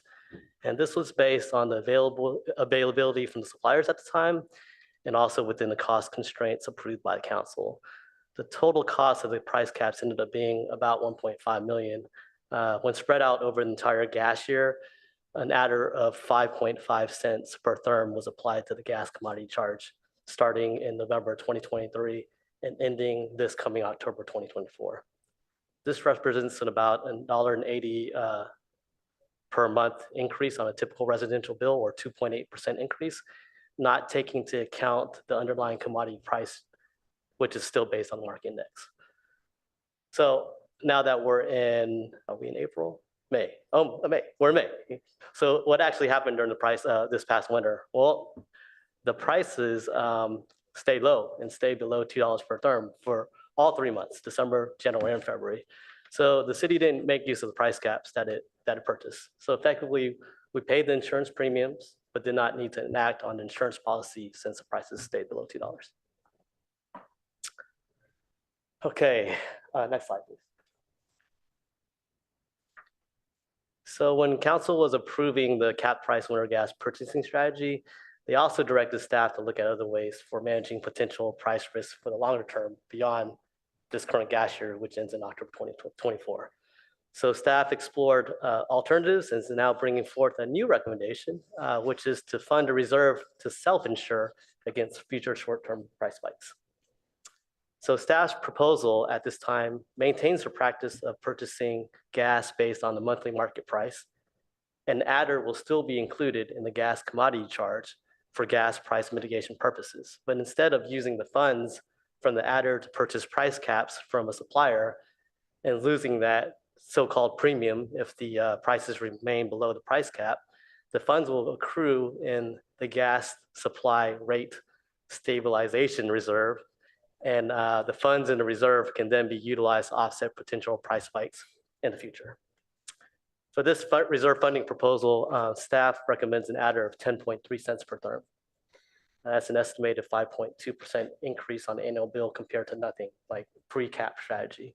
So based on this, an estimated 2.8 million will accrue each year with a total estimated balance of $11.3 million after 4 years. And this is if no funds are withdrawn to mitigate any short-term market price spikes in the interim. This is actually in line with the maximum adder that was approved by council for the winter cap price strategy back in September 2023. Now, after 4 years, staff anticipates that as of November 2028, the rate mitigation adder would have raised $11.3 million. This would be enough to maintain the gas commodity charge at $2 per therm for a single month and a price spike up to $5 per therm for a single month. And this $5 per therm price spike was actually the highest price or near the highest price of the winter 2022-23 period. Now, on the other side of this coin, as also part of this proposal, is as the funds accumulate in the gas rate stabilization reserve, and there are certain levels of protection being increased, staff will also recommend reducing the customer maximum commodity charge throughout the years. So it is anticipated that this retail maximum rate, currently at $4 set, will be recommended after 2 years in fiscal year 2026-27 to be $3.50 per therm, and then after 3 years will be $2.75 per therm, and then after 4 years to be $2 per therm. So back to the pre-winter 2022-23 period. And just so I understand, when you say 275, for instance, if it goes above 275, then the reserve fund would be used? Yes, So that's why you're lowering it, because what you're doing is that's when you would draw upon the reserve fund. that's right. And what is if you run out of money in the reserve fund, then you're still at 275? Wouldn't it be better to have a policy whereby you don't change the $4? You just basically say, we'll have a policy that we use the reserve fund when this kind of spike occurs. Because you might not want to blow it all in 1 month. I mean, depending on, I'm just asking whether or not that's right. Yeah, I think that's a fair question. Yeah, definitely. And we're going to, a little farther down in the presentation, talk about the levers that Okay. you and council have to adjust. Thanks for the question. Next slide, please. So going along with our recommendation from before, this table shows the reduction of the max commodity charge over 4 years if we decide to reduce it, as well as the maximum market index price spike and corresponding frequency of months protected against by the funds collected from years 1 through 8, assuming no fund withdrawals. And assuming that we are keeping the adder in place from after 4 years all the way through 8 years. So for example, if you look at the gray highlighted row, if we collected the full 11.8 million in reserves after 4 years and also reduced the max commodity charge to $2 at that time, the amount of funding will offset a price spike up to $5 per therm for 1 month, $3.50 per therm for 2 months, and then $3 per therm for 3 months. In 4 years, staff would then recommend or return to council with the recommendation to either continue, eliminate, or make changes to the adder. A reserve balance larger than $11.3 million, as you can see, will provide more protection against potential higher and or longer duration market index price spikes. If you look at, for example, after 5 years of collections, if we continue to collect after 4 years, we'll have protection up to $5.75 per therm for 1 month. And then if you look at 6 years, $6.50 per therm, and so on. Once again, assuming no funds are withdrawn and the max commodity charge remains at $2 per therm after 4 years. Next slide. Okay, so staff recommends council approval of a gas price mitigation adder at 10.3 cents per therm applied to the gas commodity charge for 4 years, which is estimated to result in the collection of 11.3 million. The adder equates to an estimated increase of 5.2% on the median monthly residential customer bill, an increase of 5.6% for the winter months and 5.2% for the summer months. 4.6, sorry, yeah, 4.6, I said 5.2, okay, 4.6 for the summer months. It's important to note that the increase that would occur is in comparison to going back to the procurement strategy before this past winter. So, and this is lower than the max commodity charge impact of 15 cents per therm that was approved before for the cap winter gas purchasing strategy through October 2024. Okay, so we were talking about the different levers, and so this slide is an illustration of the different collection based on different adders. Once again, we're approving, or we're looking for approval of a price mitigation adder 10.3 cents for a target of 11.3 million after 4 years with no withdrawals. But If you look at the different adders here for comparison, you can see how long it would take to reach that 11.3 million target with each of these different adders. In the top row, you'll see that there's the 10.3 cents, and then you'll see 9 cents, 6 cents, and 3 cents. So for example, if the adder were reduced to 9 cents per term, it would take closer to 5 years. At 6 cents, it would take 7 years. And at 3 cents, it would take 14 years to collect the 11.3 million target that we're looking for. So with that, I'm going to hand it back to Carla to talk about how this reserve proposal and other alternatives can compare. Next slide, please. So again, kind of, staying on the theme of these different levers that you can pull, there's kind of three main variables in this proposal. One is the amount of money that you're adding on to the commodity charge. The second is how long do you collect that money for? How long do you leave that adder in place? And then the third is what do you do with the price cap to customers? And the kind of the base case proposal that we've put out there, there's nothing extremely magical about it, but we were trying to respond to, okay, well, how much was council willing to spend last year on the capped price insurance? What was the maximum commodity charge before this event happened? And how do we reduce that exposure to the customers while also reducing exposure to the utility? Because as I said early in the presentation, we did pull about $2 million out of reserves to deal with that event last winter. So there's really an infinite number of solutions moving those three variables around. We also considered fixed price purchases that we were thinking not so much going back to the old rolling 3-month, really lock in fixed prices for everything, but we could buy some fixed price gas for winter months only. Biggest downside of that is just we are going to be out of step with the market one way or the other. PG&E largely does follow the market, and that was a concern back when we had this really robust hedging strategy. We got council was not concerned when we were lower than PG&E's prices, but quite concerned when we were a lot higher than PG&E's prices. And so that was really the main reason that that council approved the change in strategy. We could replicate what we did this winter. It is like the house insurance that you have on your home or the insurance you have on your car. If you don't use it, you don't get the premium back. And so we felt like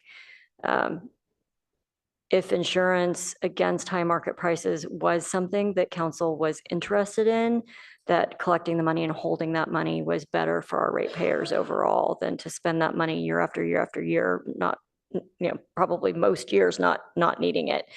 It's also a pretty illiquid product, and it's very uncertain what we're going to be able to buy when we go out to buy it. So that's risky. We could also return to our previous strategy before winter 2022-23 and continue to pass the market price through. Staff would recommend, if the UAC and council wanted to go that direction, that we at minimum leave that maximum commodity charge at the $4 price that it's at right now, and possibly consider raising it up a little bit more to protect the utility from dipping into our reserves for an event like that again. So those are all things that we thought were very reasonable to consider. Next slide, please. Before you go on, I Yes. have one more question on that.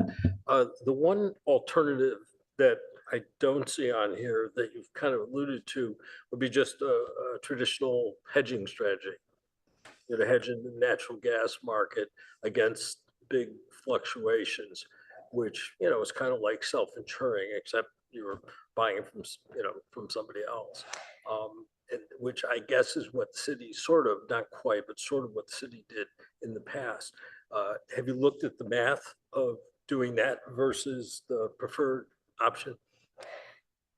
So when hedging you can accomplish hedging in a lot of different ways. When you're talking about hedging, you're talking about buying fixed price gas like we used to do. Is that what you're referring to? I'm definitely not an expert in the gas market, but I assume as in most commodities, you can buy options to buy gas and sell gas, and you can use those.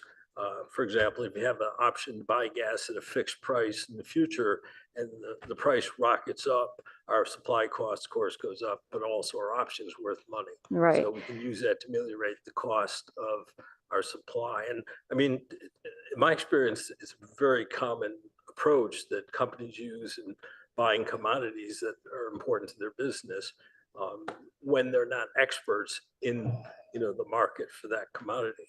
So, right. So, including things I mean, like foreign exchange. the two most common ways to hedge are the two things we've done in the past. One is to buy fixed price gas. And we can certainly do that. We will be different from what the market is. We will be different from what PG&E is charging their customers if we do that. The other is a call option, which is in essence what we did this winter. We bought an option that said we won't pay more than $2 a therm. So if the market price went above that, we would only pay $2 a therm. You pay a premium for that, and that premium is a sunk cost whether you use it or not. So that is what we did this winter. And I think staff does feel like that the self-insured method is preferable to that because you have to buy those every single year. They don't roll over. So it's an expense every year, whether you use it or not. Okay. Sorry. I was just going to ask if you've done the math to look at, what the costs and benefits would be. Are we almost finished with the presentation? Yes, pretty close. Do you want to just let him finish? Because Sure. then we can come back. Okay. Sure. Thank you. Next slide, please. So just a couple of things administratively kind of to point out here. At its core, our strategy is governed by this gas utility long-term plan, which is a council-approved document. And so any changes to how we change our purchasing strategy needs to be reflected in that document. I'm not going to go through all of this. You can see it in your packet, but there's an objective, a strategy, and an implementation plan item that would need to be updated to reflect any difference in strategy from what is currently in place. Next slide, please. Likewise, we have a document called the Gas Utility Reserves Management Practices. And if we were to move forward with collecting money in the rate stabilization reserve for the purpose of mitigating short-term price spikes, that there's a paragraph in that document that would need to be updated to reflect that change in policy. Next slide, please. Our next steps are Finance Committee, June 4th, with council consideration in August after the break, and implementing whatever strategy ends up being approved by council starting in October 2024. The gas year traditionally runs November through October. And so we would put in place whatever strategy is approved effective November 1st, 2024. Next slide, please. This is the recommended motion reflecting the amendments to the gas utility long-term plan, the reserves management practices. It would require a change in budget appropriation because we would be collecting this money via this adder on the commodity charge to the tune of about $2 million in fiscal year 2025, because it wouldn't go into effect till November 1st, so it would not impact the entire fiscal year. July through October would not be impacted. And then there are there is some language in the notes of all of the gas rate schedules that would need to be updated to reflect this change as well. Next slide, please. I think that's it. Yep, that's it. Happy to answer. We're both happy to answer any questions. Okay. Oh, You're okay. Well, I think I've asked the question, which is, have you looked at the costs and benefits of a sort of basic hedging strategy as opposed to being self-insured? And if not, might that be done and, to Yeah, quantify it? so for fixed price purchases, over the long term, it is more expensive. There is a slight premium associated with buying fixed price commodities. And so while in any given year, you might come out better or worse than what the market was, over a long term, 10 years, 20 years, it's more expensive than the market.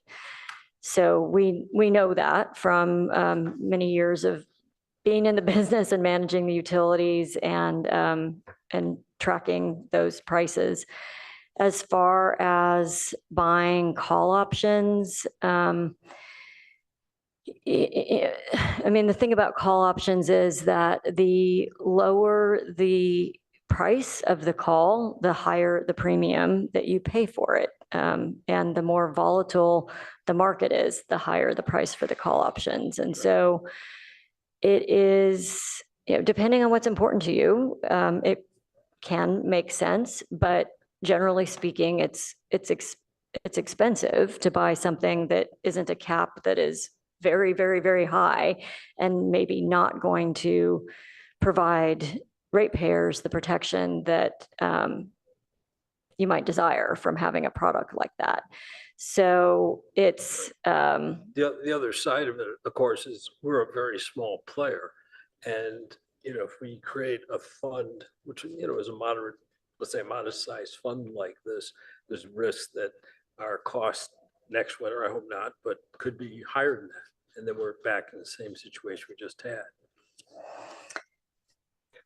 there is a chance that the fund would need to be drawn upon before the 4 years is up, and that, I mean, yeah, that's what we were trying to balance the maximum charge that would be passed through to the customers with the gradual building up of this money. But you're right, there's no guarantee that somewhere between today and 4 years from now that we wouldn't have another spike, and we'd have to pull some of that money out and then go back to council and report what happened and either, reset the clock for another 4 years, or, I guess my main thought is it's worth quantifying that. right. I mean, there's kind of an infinite number of possibilities that can happen there. And so I'm not sure exactly how to quantify. I'm not sure what you're asking for, I So guess. Let me give some historical perspective on this, since I was on the council There in you go. 2010 to 2012. We looked at this closely when we were at the finance committee and when we looked at it at council. And it was clear to us over the hedging strategy, and I can't remember if it was like 10 years we'd hedged for or longer. It was only 3 years we'd hedged for? Okay. No, that's not what I meant. I mean, Oh. we'd had a hedging strategy yeah, in yeah. place, I thought, for like. It was 10 or probably a good 10 years. You're Yeah, right. that's what I was You're thinking, right. right? And we'd hedged 3 years out. It was clear to us that over that period, taxpayers would lose money. I mean, that there was a premium for it and that, it just didn't make financial sense. And what made the most financial sense for the ratepayers was to basically do it at wherever the market was. And, the market fluctuates. Can you put up that chart that you showed that spike? Janelle, can you find the graph with the Right. price I spike, mean, please? if you look at that chart, this was a black swan event. This is what this really is. And so the question is how much are we willing to pay in insurance over a black swan event? I mean, at the moment, customers are screaming, people are really upset. I don't blame council for putting that in because council needs to be seen as doing something. The question is, what do you do over the long term? And clearly this approach, I think, if you look at that, right? I mean, you haven't seen any of that going back. And I bet if you ran this back, this goes from what, November of 18, right? If you ran this back 15 years the other way, you wouldn't see a spike like that either. I don't know if you guys know, but at least I can tell you through 2010, there was no spike like that. So, you're looking at something that occurred once in, I don't know, at least once in 20 years, maybe. maybe longer. So how much are you willing to pay for that? That's the question. I mean, if it was me on council, I would just go back to the way it was and not worry about this at all and say, the chances of occurring. Now, council may not want to do that because it's too fresh in everyone's mind. So then the question becomes, how much should we make the, the reserve be, and for how long? And, what does that look like? And there's infinite possibilities, right? So, I mean, I think I have some opinions on that, but, obviously I think we should do that. I'd like to hear from all of you, and we'd all like to hear it. I'm sure Ed would like to hear from all of you because he has to think about this. And I'm sure when the finance committee thinks about it, they'll all have endless possibilities and want to think about it. So I think it's really in that framework. And to get to your question, I think, first of all, at least the way I remember when we talked about the hedging strategy, it's really just buying forward purchase contracts. And that staff at the time, and maybe it's changed, did not feel they had the expertise to basically be market traders on this, where you're buying calls and puts and developing a sophisticated hedging strategy. And, maybe that's changed. Maybe you could hire someone to do that.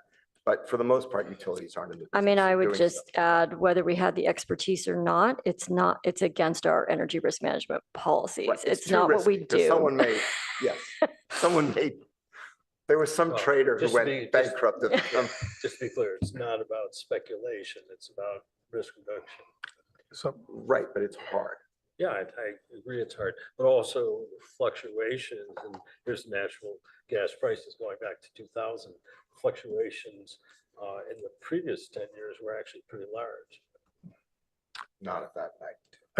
Now, here's- Anyway, I- go on. so I guess I'm in favor of self-insuring. And in fact, I think I advocated it a few meetings ago. To kind of cut to the chase, I have a lot of questions and issues. I think it's too high. I think given you can get, 0.5 for therm insurance at the same level, going up and doubling that and saying that's what we need, seems too high to me for all the reasons here that have been mentioned. I mean, I agree it's a black swan event, but so is your house burning down. But I suspect most people here have insurance on their house.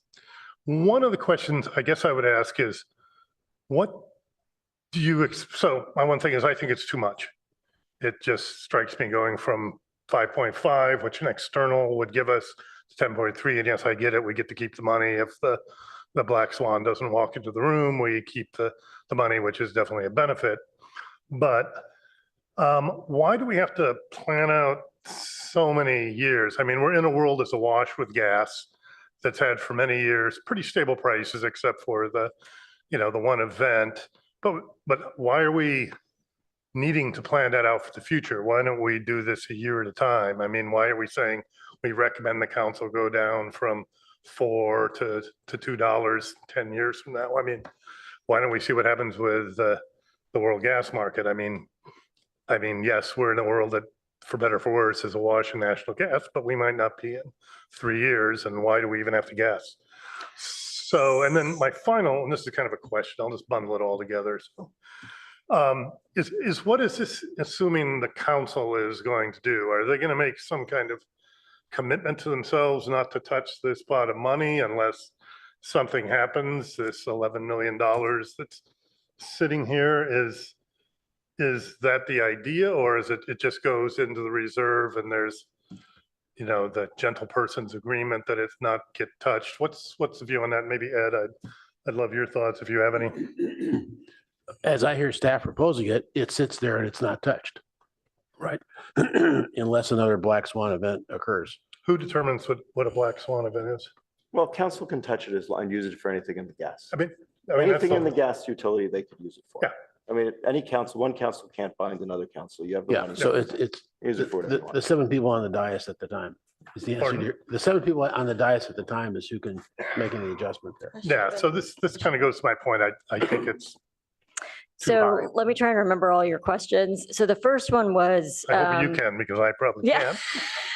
The first one is about the order of magnitude of the adder. And you're right, it is more than what we charged this year. But keep in mind, we did not hedge 100% of our anticipated usage. We only hedged about half. So council approved up to 15 cents.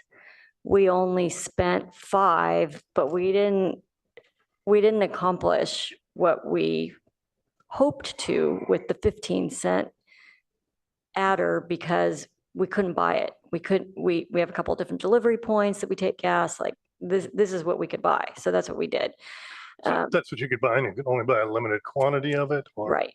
So Yeah. that's because the market is just thin. Yes, yes. So we only protected about half of our anticipated demand.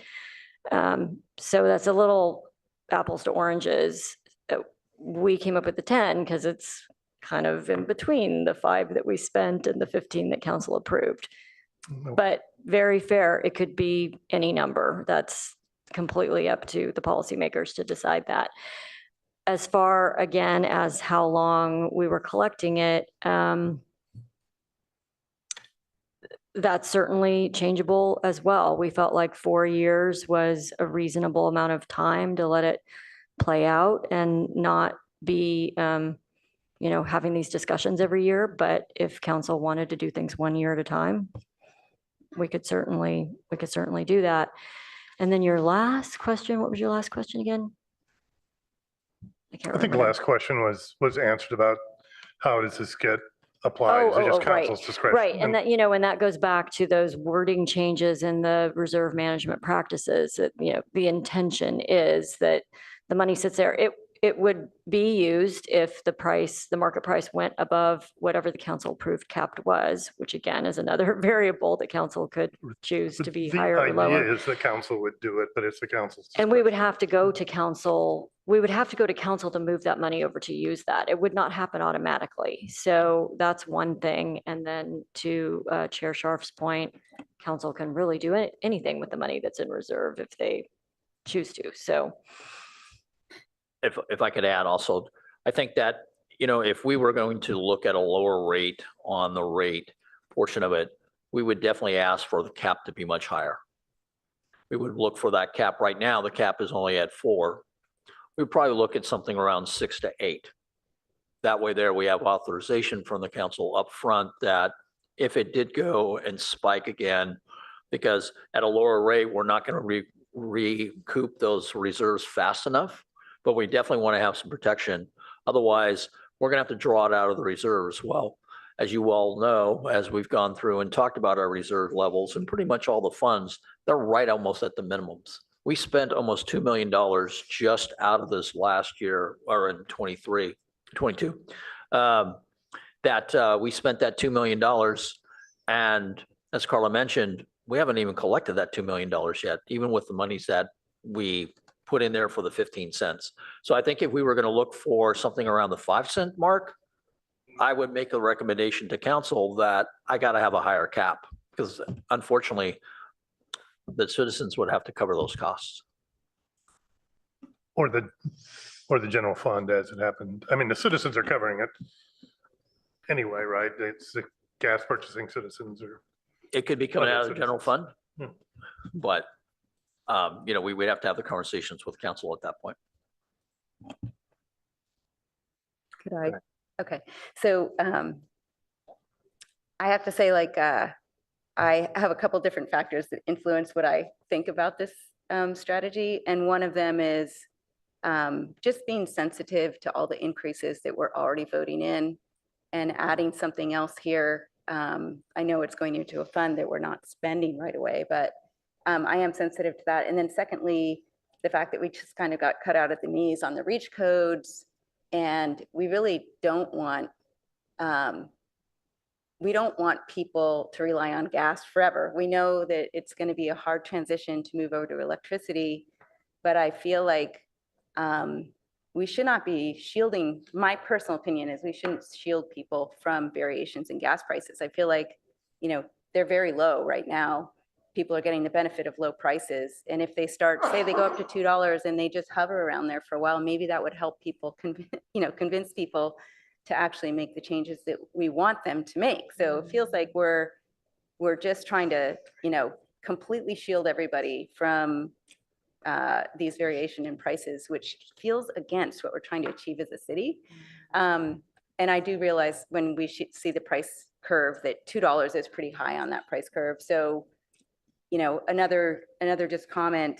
So my first comment is I kind of like the idea of letting people feel some exposure to market prices just to help us transition people away from gas. And, coal is still being burned in the country. Natural gas is increasing and increasing, but we're not yet at the point that we have unlimited natural gas.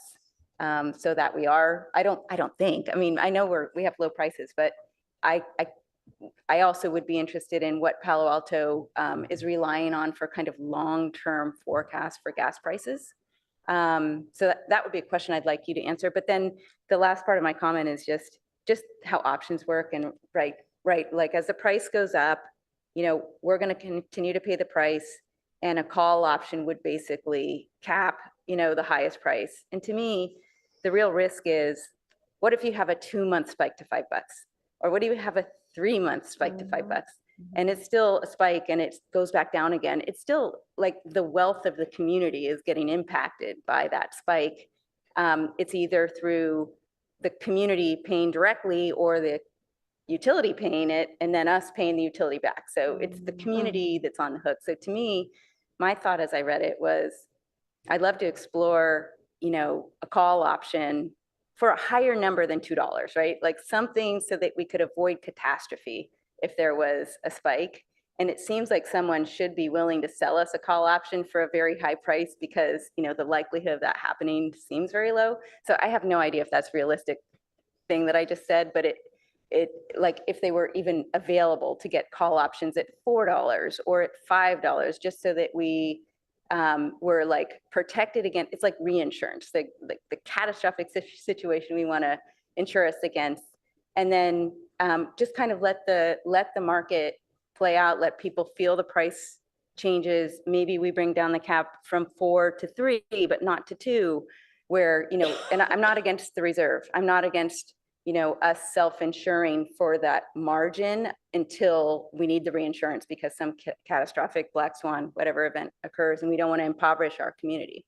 So that's kind of my preference would be to have some protection against the very high prices, if we could. And I'm not against the insurance, but I don't want to see it come all the way down to 2 so that, prices go up to $2.30 and no one has any clue that there's like variation, the gas prices have gone up.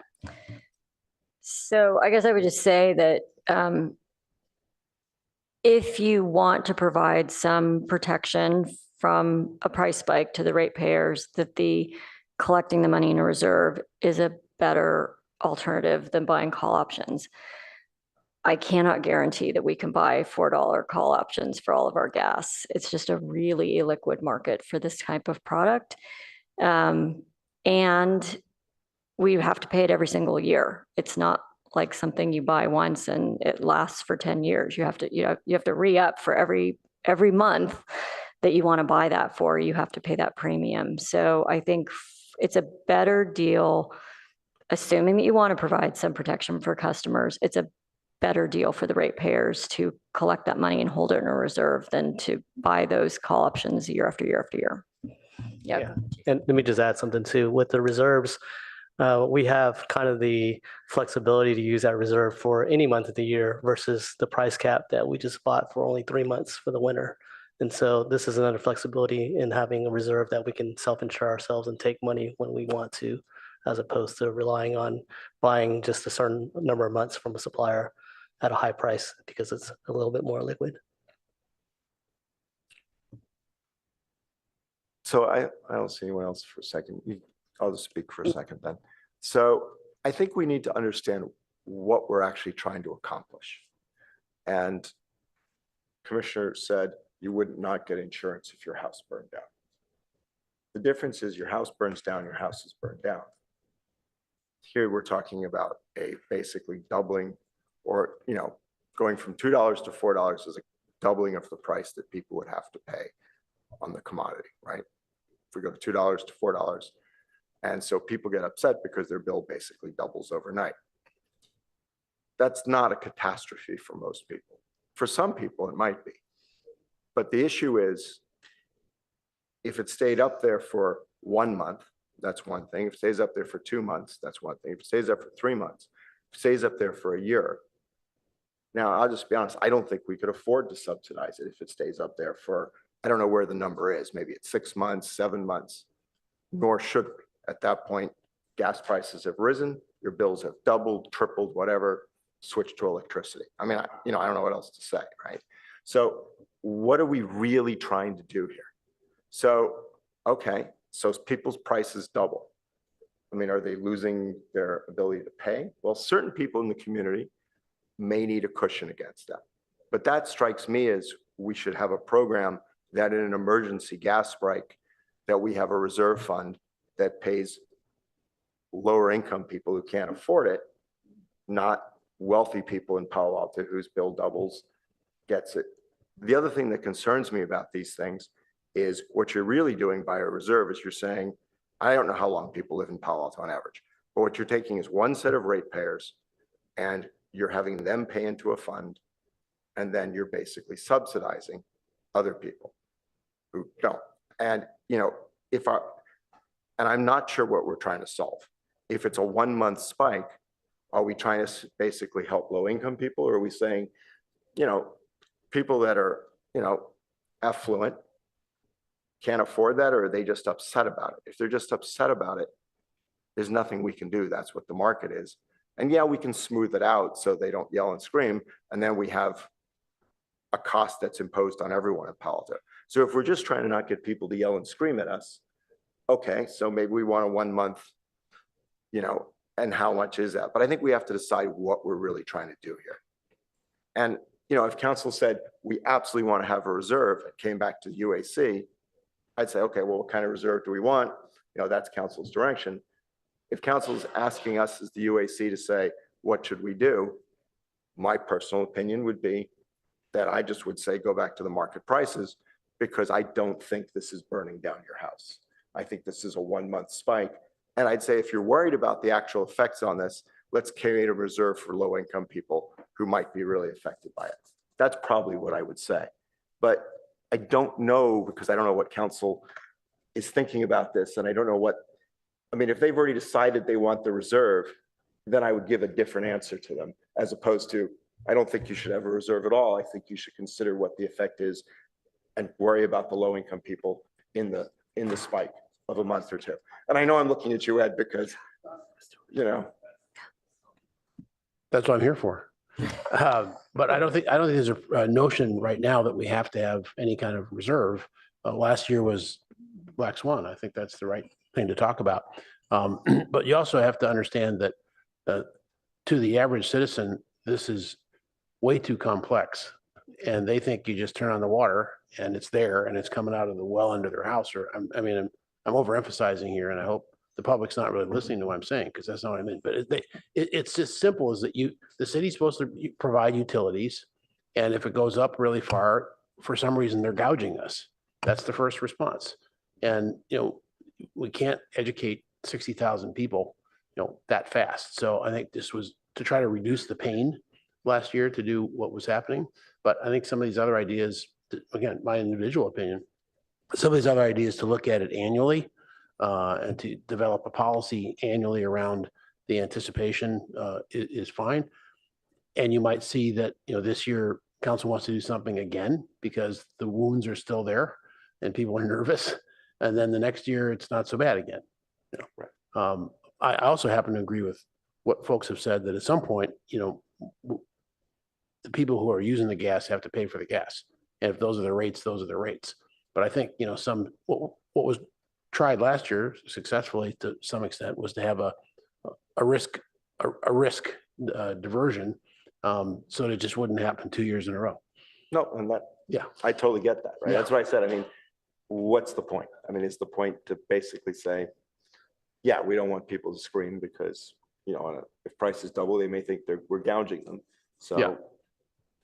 Okay, so then, we could design it that way. If that's Right. what counts. So also mechanically, you could recommend that this go to the finance committee as is, or you could wait and not recommend anything if you want. So it doesn't have to go, I think this says it's specifically to go to council, which would be sort of a policy decision on whether we want it. It goes to finance June 4th. Yeah, okay.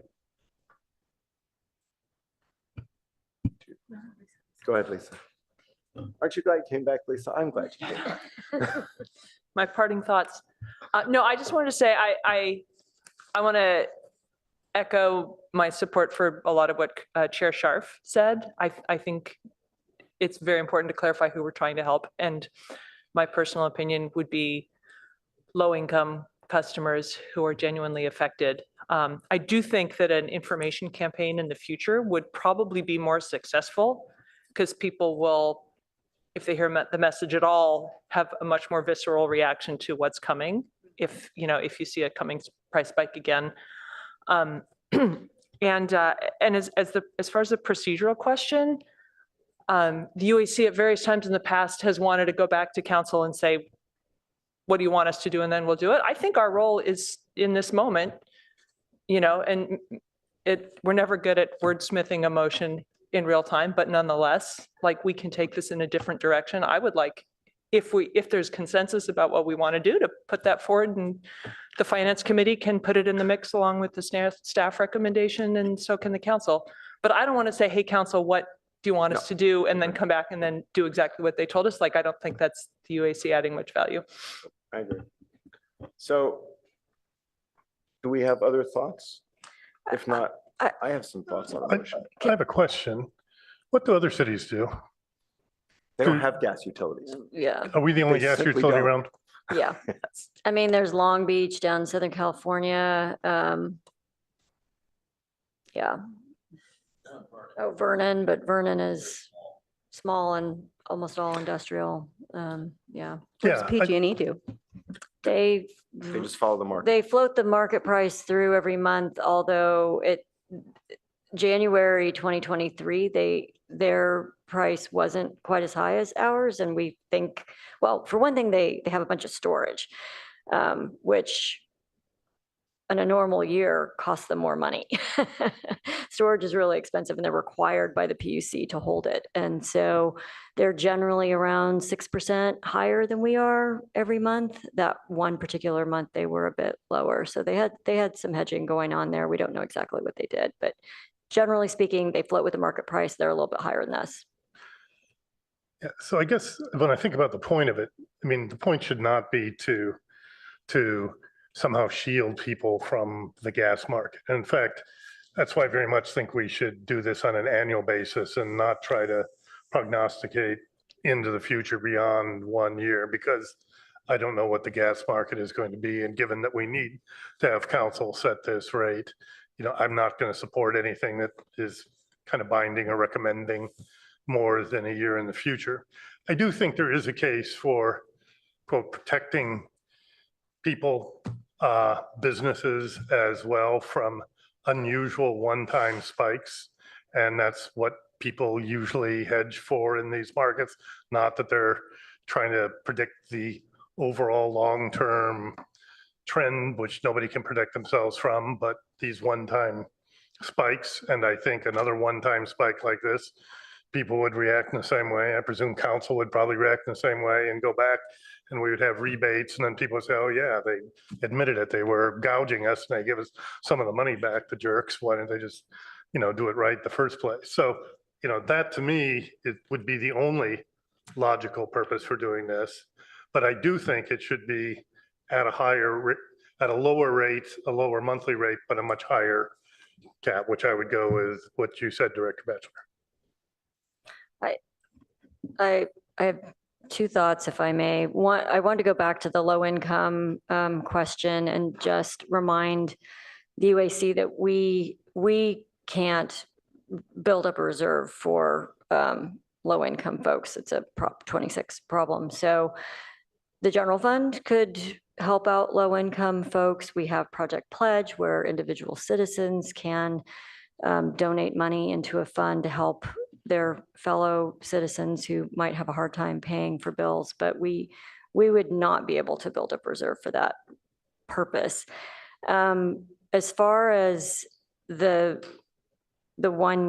shorter term idea, I guess I would just ask for more clarification on that because it takes time to build up a reserve. And so 1 year at a time, as a staff person trying to implement a program, I would really want to understand what it is that we're doing each year. And because we're not going to be able to predict what's going to happen the it would be following winter. Right, it would be setting, I mean, again, I think I can't predict what the gas market's going to do in the future. And maybe you can, in which case, you probably should quit your jobs and rake in money. So a year from now, saying that we think that the rate should be, going down from 4 to 2 by 25 cents a year. I mean, who knows what it's going to be at the end of next year. I mean, starting the program out and, using it to help build up that account. And then at some point also, if the account gets super large, I mean, I think we'd want to look at it and say, is that really more than we need to be protecting against these black swan events? What else could we use the money for? I'm sure council could never find any other uses for the money, but so I guess to me, just doing it in a year cadence, 2-year cadence makes more sense than trying to figure out what's going to happen in this market. But when you say 2-year cadence, whatever, if we're building up a reserve fund, I don't see how you do that on a year-by-year basis. I don't get it. Are you just concerned about the reduction in the peak or the capped price? No, what I'm concerned about is, are we committing to this level of these cap prices for the future? That they're going to go down from $4 as it shows in the chart? I don't see any reason to commit to that. Yeah, I get it now. No, I get what you're saying now. I think and tell me if I'm wrong, I think what the commissioner is saying is that it's the reduction from the 4 to the 3 to the 2, that we should look at on an annual basis. Is that correct? Exactly. As opposed to saying what it should be now. Yeah, Okay. that's fine. That's more Yeah, clear. no, I think Thank that's you. what we're saying. I think Okay. that's what he's saying. So I guess I'll try and bring it to some consensus. Are we, first of all, saying that we are worried about a 1-month spike up to a 3-month spike, and that's what we should hedge against? Or are we saying we're just worried about the 1-month spike, or do we just feel that we should follow the market, and if there's a spike, there's a spike? Because that's really the question. It's not like we can hedge against a year spike. We can't.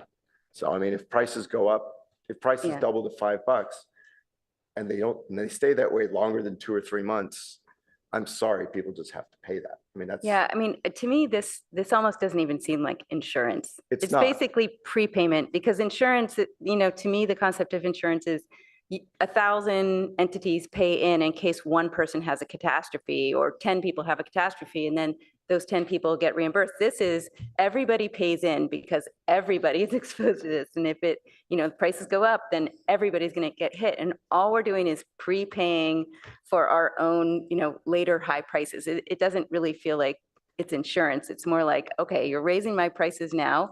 It feels like high price. When the prices go way up in the future, we're all not going to have to pay as much because we've been paying this whole time. It just doesn't really feel like insurance, although it does protect against everybody getting super pissed off that their bills are really high, which is, I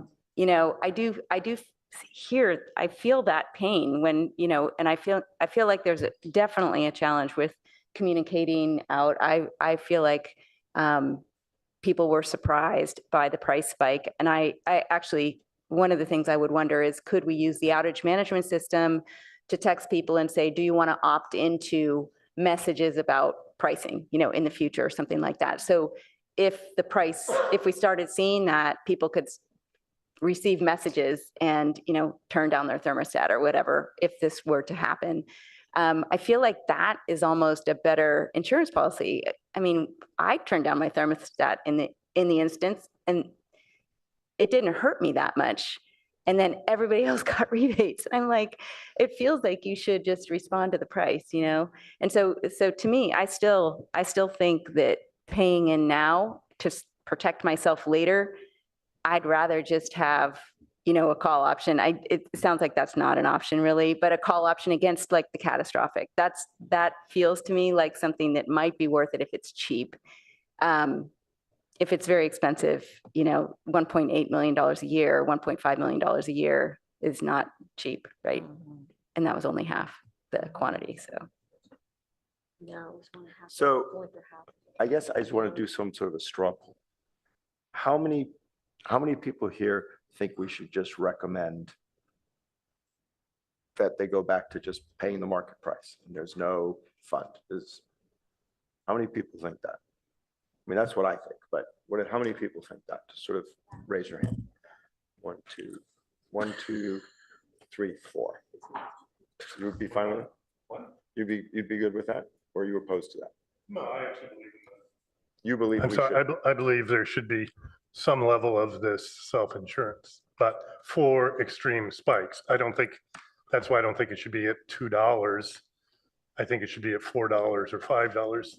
And again, for the 1 month to 3 month spike, but Keep it really high. So you think that, but you should let it, like, if it gets to, you'd only use the fund if it got to $4. I don't mean, want I to just- pick, I don't want to pick the right number, but yeah, $4, something much higher than $2, for example. Or like 4x the previous average of past 6 months, or, like you could express it in terms I of. even looked at, I mean, part of what happened is our price diverged from PG&E's for the first time, right? So I mean, we probably couldn't write even a policy to say, well, if somehow we're 50% of PG&E or, we're double PG&E or more, that we would draw this down. But, something happened in the market that was extremely unusual, unprecedented. And as we've gone back to that many times, it's not something, oh yes, the price is going up and we want to protect people from it. I don't want to do that. I'm the last person to want to do that. Go ahead. Sure. We make an annual transfer from the gas utility to the general fund for the city, correct?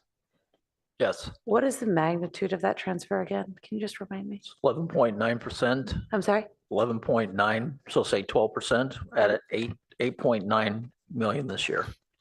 So it does strike me that the low income protection opportunity might most effectively be drawn from that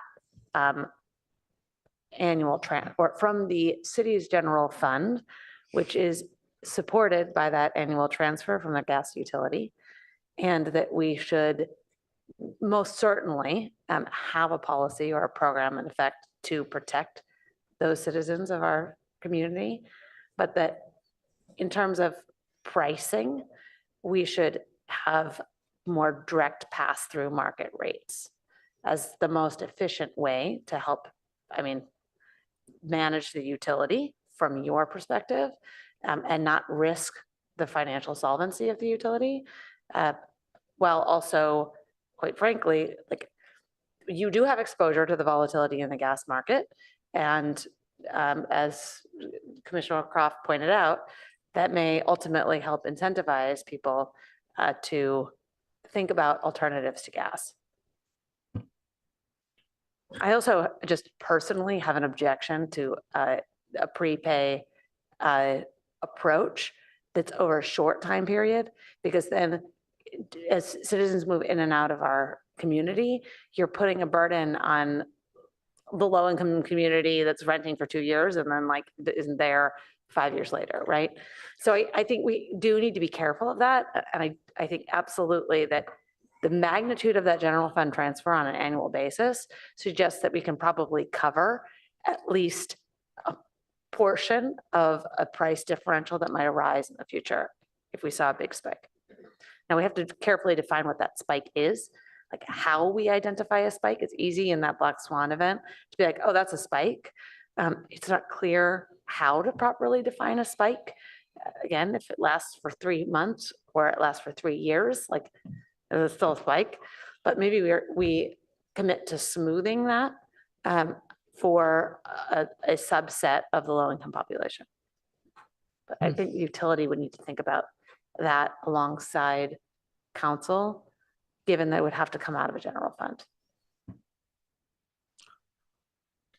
Another thought real quick. Yeah, go ahead. If we go back to that chart on page 102, what about the idea of actually lowering that from that 10 cents down to the 6-cent mark, which then would generate about $1.6 million in the first year? We, as you saw, we almost drew 1.8, and also put the cap to 5%, which would be one more, or $5, sorry. The cap would go to $5 then at that point. That way there, if the spike did actually happen, then at that point, we are not going, if it's anything below that portion of it, you know, it's covered at that point, but anything above that, this $1.6 million then probably could cover any kind of, possibly if it's a 1-month deal or if possibly a 2, depending on wherever that falls into. Could you just repeat? So what you're So what my- suggesting is that we lower it to 6 cents, right? Yes, which gives us that $1.6 million in Over- 1 year, In 1 year. right?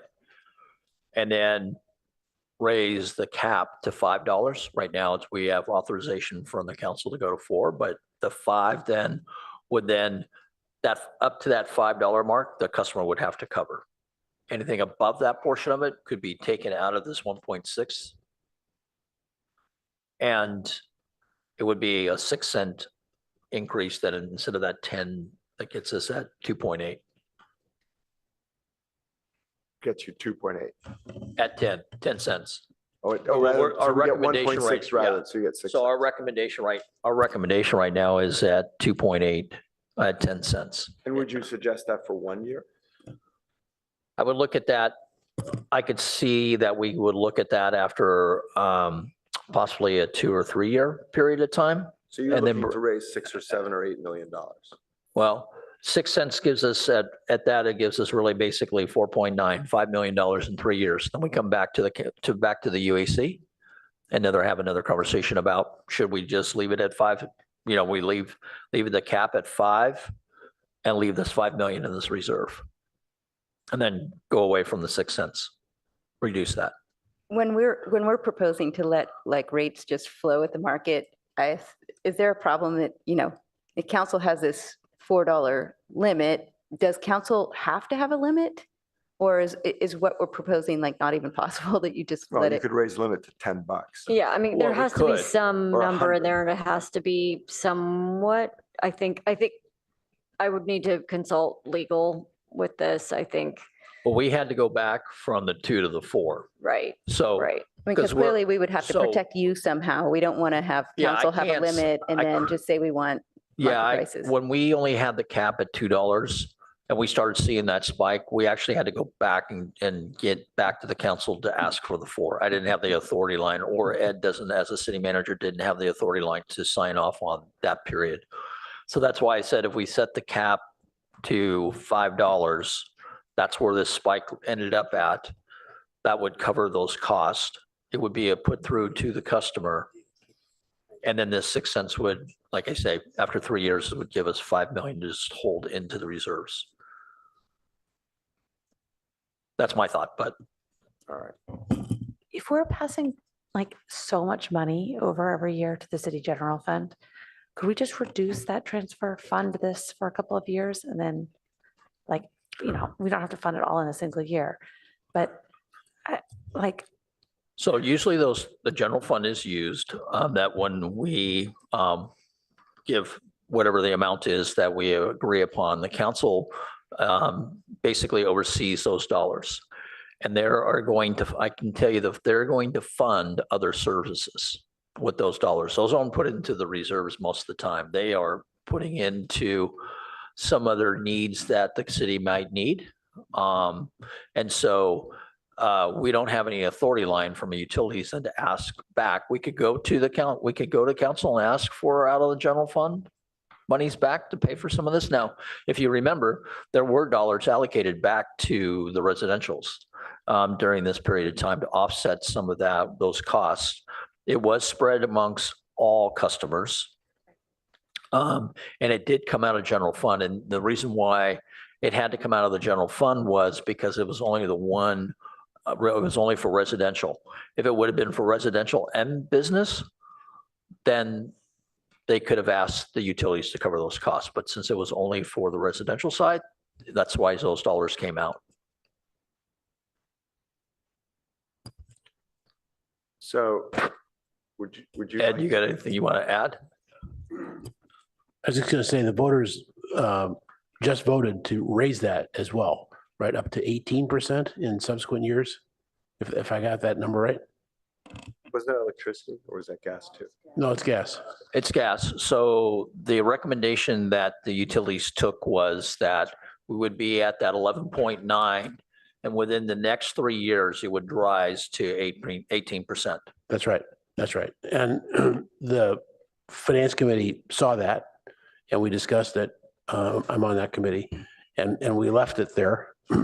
I made a verbal note that once it gets to council, that means if we don't go up to the 18% now, that's about $5 million that we don't have to spend on what I call everybody's parking lot items of things that we can't squeeze into the budget. So there's a temptation. As you said, we can't ever find a place to spend surplus money, right? There's a temptation to go higher than this year's recommendation from this group to fund worthy causes. So that's not what the finance committee decided, but it has to go to council. But to your point, it's going up. So there could be more money there for the purpose that you're discussing. Well, and I would just say, our job as a UAC is to protect the solvency of the utility, I think, first and foremost. And your job as council is to oversee the utility, but also serve these more diverse needs of citizens. And so it makes sense to me that, we think about that general fund as the mechanism by which we deal with utility solvency, you deal with the social problems that high gas prices cause. And you can do that in a way that it gives more freedom than doing it through the utility does. So I'll throw out there what I would suggest would be a motion. Oh, Sorry, I just need water. okay. So I think we should basically tell council that we would like to see council pass through the actual commodity price with no prepay fund, basically. But that we'd also, as it raises from, get me the numbers right, it's currently 11 point whatever. 11, you mean 15 to 18. Can I Go ahead. maybe offer some clarification around the Sure. transfer? So Measure L says that the council has the ability to transfer up to 18% Right. of gross revenues from the gas utility to the general fund. So that's what Measure L says. The reason that staff has recommended 11.9% for this year is because of that price spike that happened in 22, 23, because it looks back, Yep. it leapfrogs back a year to the gross revenues from 2 fiscal years ago to determine what the gross revenue baseline number is, that then that percentage is applied to. Since we had that big price spike, our gross revenues went way up for FY 23. Right. And our expenses also went Went way way up. So there wasn't a pile of money sitting there ready to transfer over to the general fund. It was a matter of how the formula works regarding percentage of gross revenues. So staff has recommended 11.9% with a gradual increase back up to 18%. That doesn't necessarily mean that the transfer is going to be increasing over the next few years. The percentage is going to be increasing over the next few years.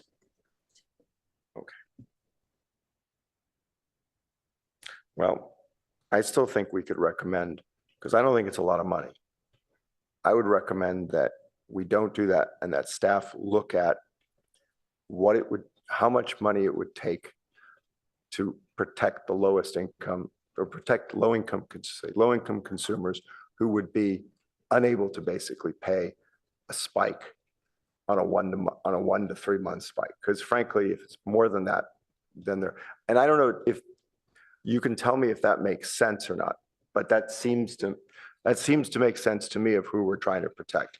And then I'd like to add the information campaign part Yes. that you talked about, that we do that to warn people as soon so that it looks like your bills might spike. Please, lower your commodity prices just like we do with electricity and burnout.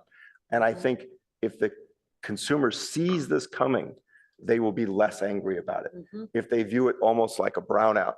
And then, if we see some of that coming up, we immediately let them know as much as we can on an information campaign.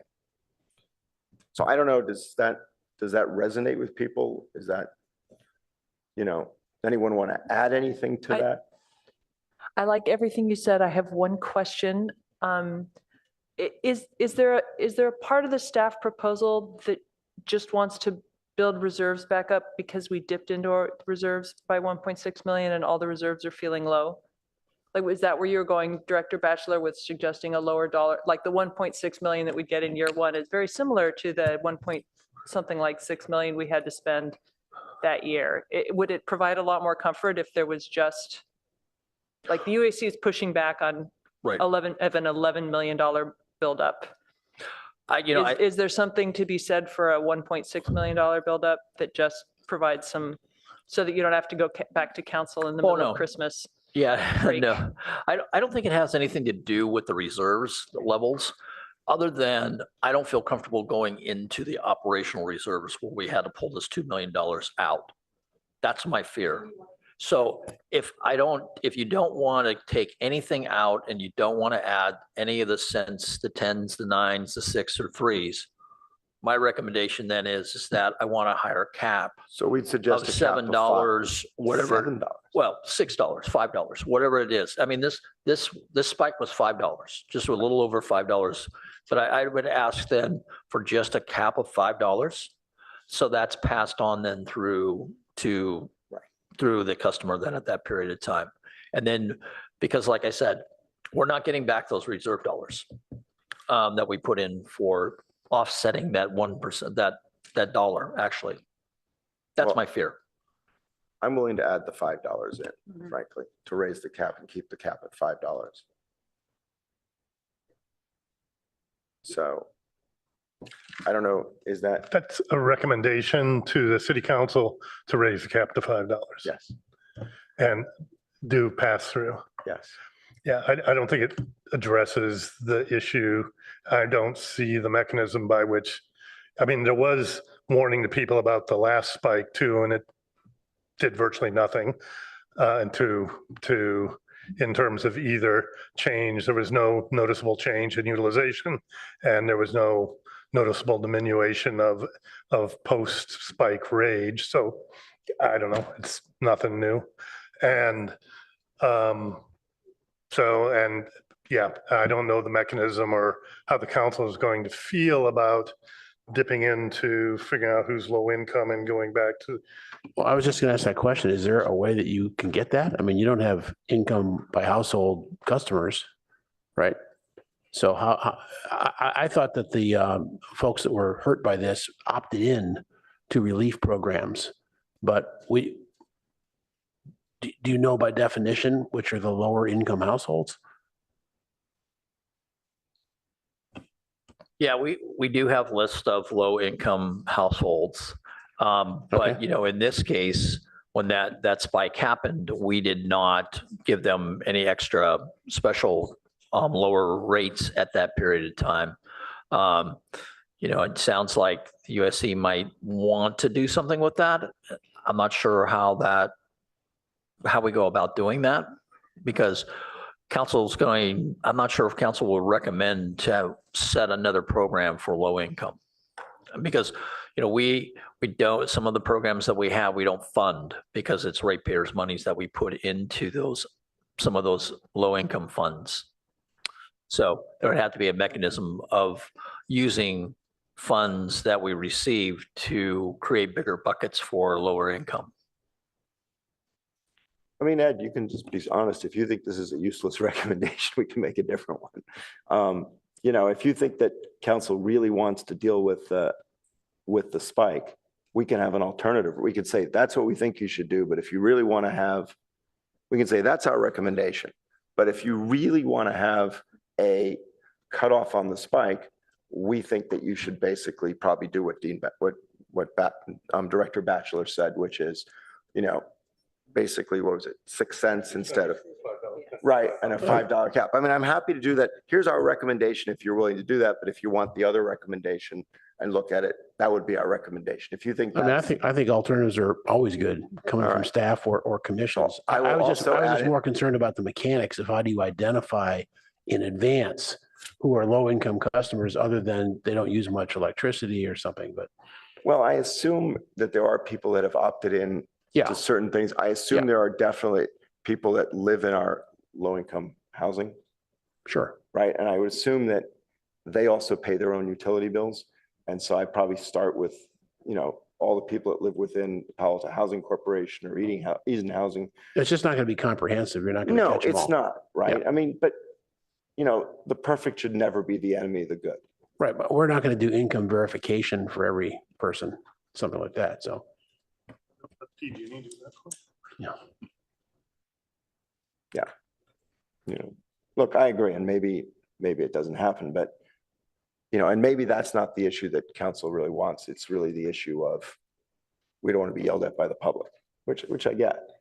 Right? I mean, if that's the issue, then let's design it for that. But, you know, if the issue is, I mean, if the issue is stopping people being hurt from a 1-month spike, then let's stop the people from being hurt from a 1-month spike who would be hurt by it. And Yeah, it's an I mean- annoyance. Like, I would bet from most Palo Altans, it's an annoyance, Oh, yeah. right? It's not a life or death matter to have a 1 or 2 month, but for some Palo Altans, it might be. Yeah, the only data point is that, as Director Batchelor just said, when we did the rebate, we did it to everybody. Yeah. We didn't just say, you know, users of this amount or whatever. So Nope. there we was did a it to everybody. sensitivity that everybody was feeling some pain about that, about the surprise, frankly. Yeah. Did we see a large increase in unpaid bills during that period? That's a really good question.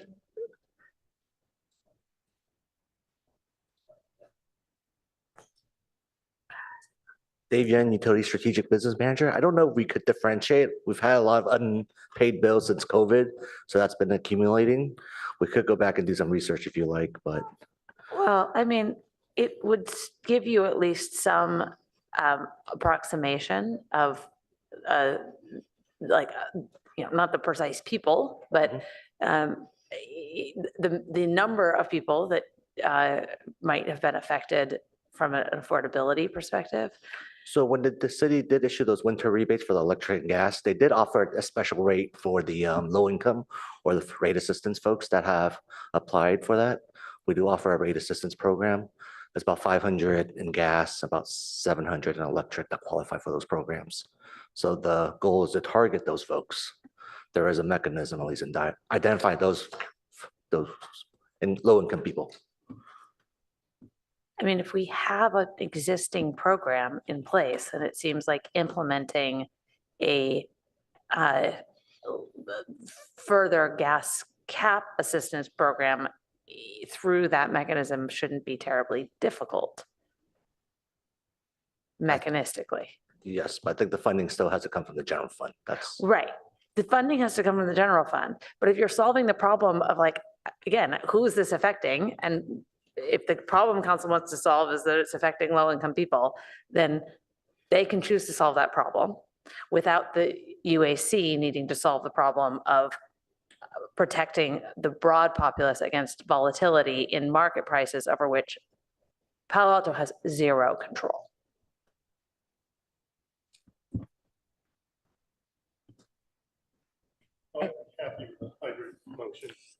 Okay, good. I mean, I think we should have the hybrid motion. Yeah. So how is that going to be crafted? Who's really good at crafting motions here? Can I suggest some Yeah, can I- general numbers as a starting point? Can I Yes. nominate Lisa? Option A. Wait, before we do it, let's have someone from staff write it down and then they can craft the motion for us as we do this. Okay, Can you put it up on a screen or something? It seems like we're trying to capture it's just the free market, and that has to go with a really high cap Mhm. so that the utility's not at financial risk. And I heard numbers like $6 or $8. You think 5 is enough? Let's go with 5. Okay, great. And then the other alternative is a slightly lower cap and the 6 cents adder for 1 year or 2 years or 3 years. I think those are the only parameters we need to. And then I think there's just a piece of advice that council should look into ways to protect low-income users. And From a it's spike. not on us to get specific about what that mechanism would be. agree. Council should ask staff to come back with recommendations of how to protect low-income options. users. Right, because then council can look at the options and reject all of them or accept Yep. them. Right. I Can I support it. suggest that if we're going to bring the 6 cent adder to council, that we do it for at least 5 years? Because otherwise, we're not building up any funds. And so, Well, I think it's just a question of how much funds do we want to build up? Is 1.6 million to get through a 1-month spike like last time? Or do we want to go to 5 million as Director Batchelor, which, staff came in with, we need 11 million to 5, protect yeah. against a lot of spikiness for a lot of months. we spent how much last or 2 years ago? I can't, sorry, 2 point. But we were limited to $2, that's why. So we'd Got it. only spend this money Weren't we at 5 limited to cap. 4? Yeah. We'd only Weren't spend we this money limited to to 4? 5 cap if it spiked above 5, We spent, right? So you'd only need. 2 years? I'm fine with 2 right, years. so with the 2 million that we I'm took fine out. with 2 years, just to be revisited after 2 years. I mean, obviously, the future council. Yep. So that's a cap of $5. I don't see alternative lower cap. But we didn't get the first alternative on, which I was just see. a 5-year cap, full stop. That was alternative A. B So, is, can I just- yes, I absolutely meant $5 when I said 5 years.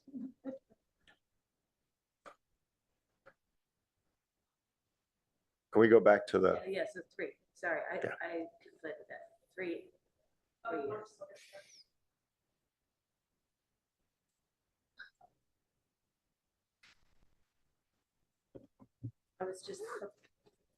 I was trying to get us up to 5 million. I don't know why. It's a round number. That feels good to me too. $5 million. If you do 6 cents for 3 years, you get to 4.9.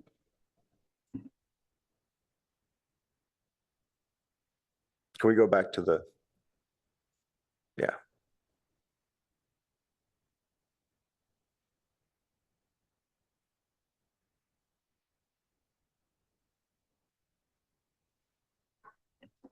So the cap, I mean, if you want to draft this in a sentence, it would be like council to raise the maximum cap price of gas that we pass to customers at $5 per therm. Did I get that right? Yeah. I would say maximum commodity charge. Okay, That's maximum the- commodity charge. Much better. With no cap word there, yeah. There you go. It is a gas commodity charge. Yes. Think they'll know that, but Yeah.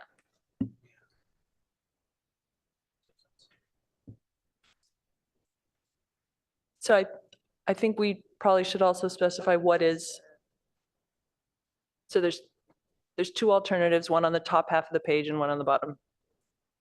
The top half, that lower cap is what, $4? Yeah, probably. So instead of, So that the first thing is to council raise the maximum of the gas commodity charge to $5 per therm, and there's no adder. That was the first. with no adder. And there's no adder. Right? Right. And then the second alternative is you have a lower cap of 4. And you have an adder of 0.06. Is that what you were thinking? I think the idea was actually the cap would be 5. On that scenario as well? Then what are you doing? You're getting the same spike we had before.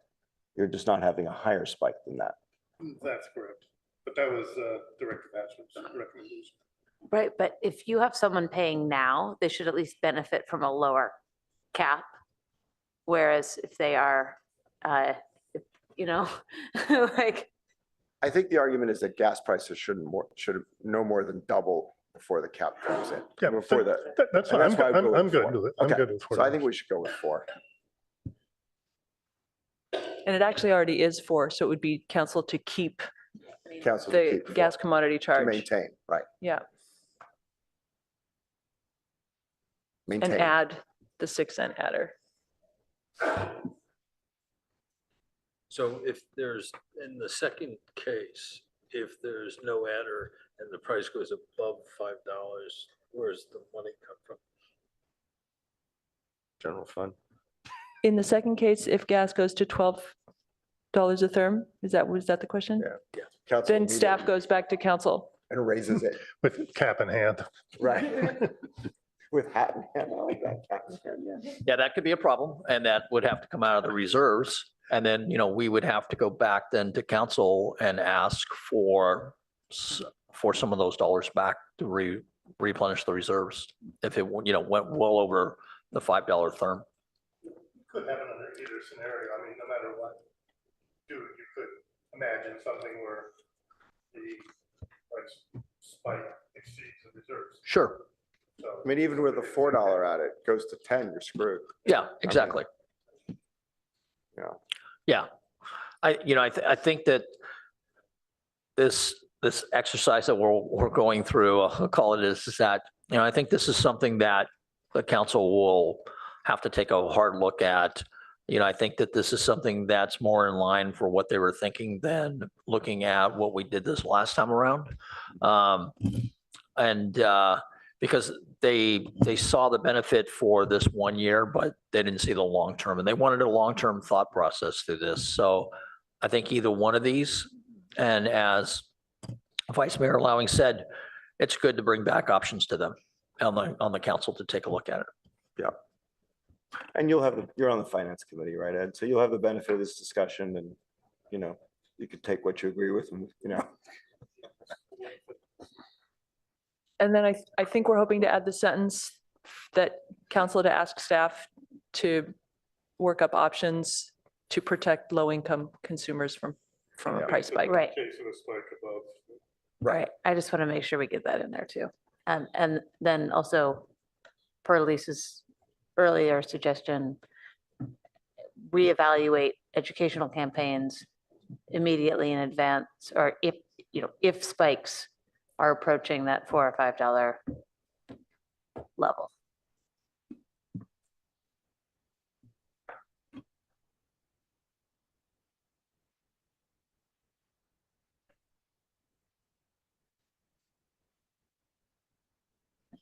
That may be a little hard to do because the spikes really are spikes.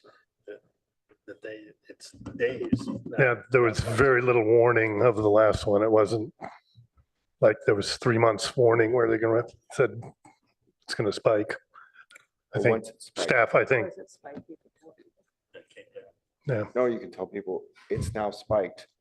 Please don't use your electricity unless you want to pay a lot, or please don't use your gas unless you want to pay a lot. Yeah, could you please add that to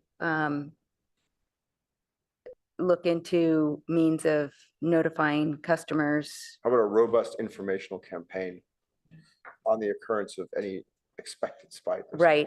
something? You would probably have to figure out ahead of time how you're going to communicate with people at the time the spike occurs, as in, for example, through the outage system or I know we have a lot of different email methods that we communicate with people, but we'd have to explore a way that we could have people opt into notifications that will come pretty real time, to the prices spiking. I mean, just to be clear, staff did mount a considerable information campaign last time. I think the tech, I wasn't aware of their texting campaign, so maybe there's more they could do. I was proposing that people will be more receptive to the information this time around. So we might get that for free. But I still think it's worth putting in the motion to, you know, if there's anything that staff didn't do last time that could be done, by all means, we should push out more information. And I think the consistent message to the council is that we think the commodity charge should stay relatively high. So not to protect people against just secular rises in the price of natural gas. Yep, that's correct. All right, Sorry, are we going to put something about the information campaign in? Do we want one more sentence at the bottom? yes, let's put that in there. I thought we had a price spike informational campaign. Oh, I'm sorry, I didn't see that. My bad. All right. Okay, are we good with this? Just the top sentence should say maintain maximum. Yes. Okay. And we should have an or somewhere between these two.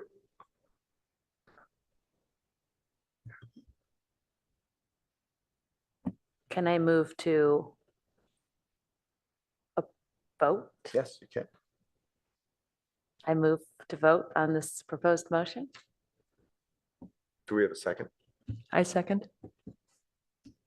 All right, you want to call the roll?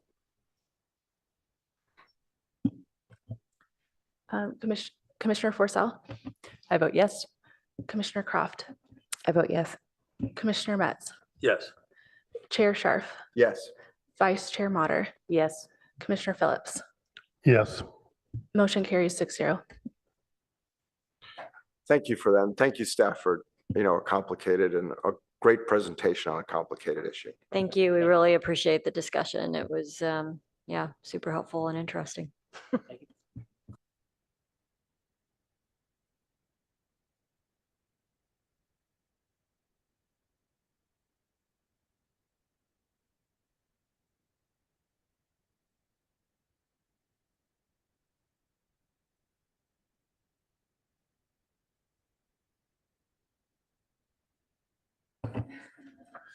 I guess I'll read it. We're now on number 5. Staff recommends that the Utility Advisory Commission recommend that the City Council adopt the proposed operating and capital budgets for the Utilities Department for the fiscal year 2025. Do we have any public speakers?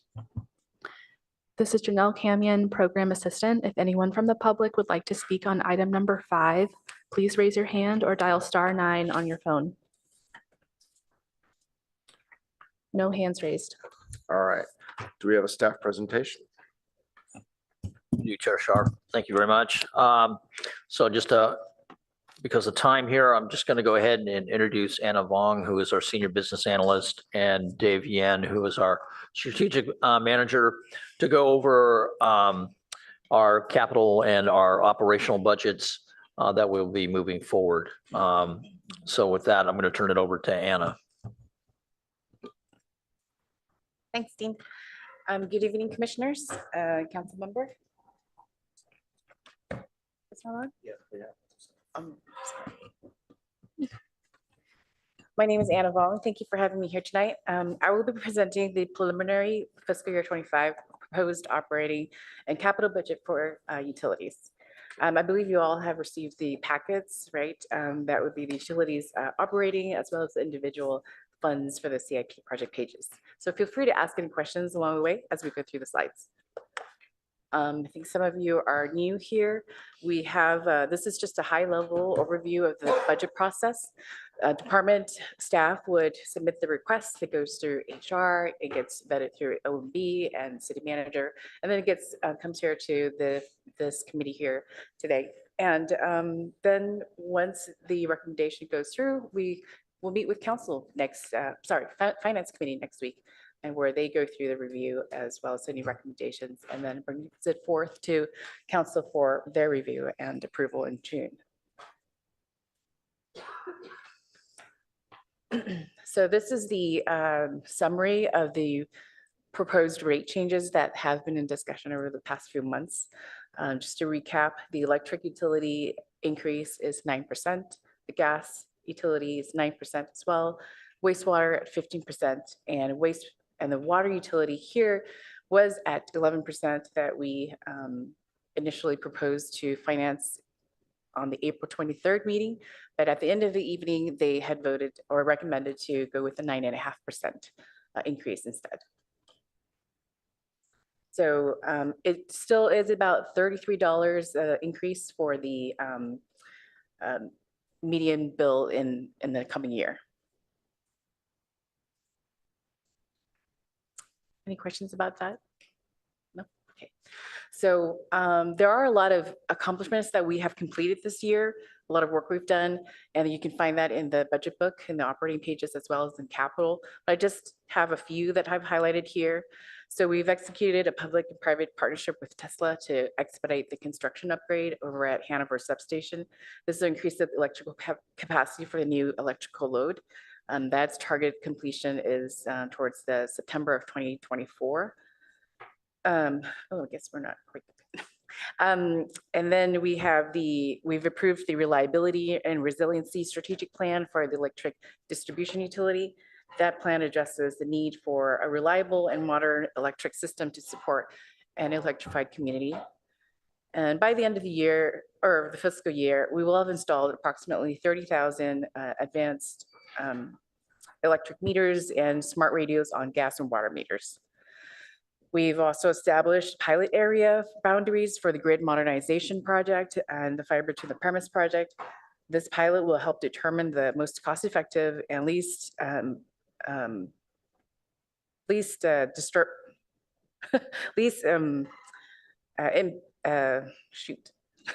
disruption. Yes, thank you. Disruptive way to implement the residential and electrification along with the fiber speed internet services in that neighborhood. Pilot will serve about approximately 1,200 residences. And we've already started the pole replacements along Embarcadero Road. So the new outage management system was launched in September of last year. It has greatly improved our ability to communicate with our customers about the outages and the restoration times. Commissioner Croft, you had a question earlier about whether or not we can use the OMS to alert customers of high prices. That is a possibility. We haven't really explored using the texting and through the OMS for other things other than outages, but we can certainly do that. And just to comment too, all the mobile numbers that we have in our customer information system is opted into texting. So unless they actively opt out, pretty much everybody will receive those messages. So I also wanted to highlight here in fiscal year 24, previously we did have some concerns about the high number of vacancies. Just wanted to point out that we have had some net gains this year. We have 17 external hires, 9 promotions, and only 5 separations, or 10 separations coming from retirements and voluntary separations. And these are a lot, that is largely due to the department HR liaisons that we have. I think there are 3 or 4 of them, and they have helped us with the recruitments from the time of requisitions that are approved and then onboarding the employees. So this is a big improvement over the previous years. So just want to give them a shout out for that. Additionally, we do have some citywide recruitment and retention efforts. There's the child care assistance, that's $5,000 per year. And then the Palo Alto School District is also open for enrollment now to city staff employees. Their kids, that is. Kidding. Okay, so in the next sections, we will move on to the individual funds. And it kind of follows the same kind of template. We'll go through the accomplishments and initiatives, and then the individual, the operating, and then the capital budgets. So we've launched the Advanced Heat Pump Water Heater Program. We have about 270 or so residents that have installed or signed the contracts to install these units. And the goal is to install 500 by the end of this calendar year. We have the overhead to underground conversion up in the foothills for the wildfire mitigation efforts. Phase 1 and 2 is already completed. We're now on phase 3, and that's about 70% completed. There are 11 overhead miles that we're planning to underground. We've undergrounded 6 so far. And we've also completed the electric cost of service study, which looks at the customer class and consumption pattern to match the cost, what it costs to serve, which resulted in some of the proposed rate changes that we see that have been proposed. And then in the coming year, there's a lot of work that's involved with the grid modernization for electrification. We will be looking to develop and implement a phased rollout over the next several years, as well as collaborate with the planning department to see if we need to develop new codes and ordinances to facilitate the electrification. There's just some business processes internally that we'll need to work on as well. And then develop time of use rates that are compatible for electrified homes with EV charging and solar and storage. We'll be looking to also rebalance our electric portfolio. There's that city Western resource contract, as well as look at cost analysis for the 24/7 carbon-free electricity. And with that goal that we have in mind for the heat pump water heater program of installing 500 units per year to get to the 1,000 units, we'll be looking to do more community outreach and marketing to promote the heat pump water heater program. Can I ask a question? Yes. Just in terms of like where you would like feedback on this. There's like, as I was reading through this last week, it just felt like I wasn't clear whether you were looking for guidance on whether the budget increases were aligned with the work scope, or you were looking for more feedback on the work scope itself. Excuse me. And I guess one of the things that did really jump out for me is that we put together a document around kind of the key priorities that was then sent to council, but there wasn't any mapping to that on like a utility basis. And for some of the utility questions that are more cross-cutting, they don't seem to be represented here. Things like climate adaptation, for instance, which is definitely across all utilities. So like, look, I just want to commend the utilities. You do a wonderful job of running them. If you say you need budget to do something, like I think generally there's a sense of trust, but where you could use feedback here would be helpful in, I think, understanding how we can be useful here, right? I mean, otherwise we're just going to, sorry, I don't mean to be controversial, it's late, but how can we be helpful tonight? Is that a fair question? I think the budget already has a lot of the programs that we've discussed in the UAC, and it's already kind of incorporated into and sprinkled around in the programs and the budget line items. Right. As regarding specific feedback, it's just more like initiatives maybe, and if there's specific dollars or headcounts that we haven't added or added that you have questions on, I guess, is kind of where we would like feedback on. But we are not particularly qualified to tell you whether you need an additional headcount in cement finishing. Like, I shouldn't be giving you guidance on that because you know far more than I do. Mm-hmm. So I guess I would just say that helping us help you is a big part of your job in coming to us. Mm-hmm. And we've all read the packet ahead of time. I think we should maybe immediately open the floor for questions to commissioners that have things that did jump out to them.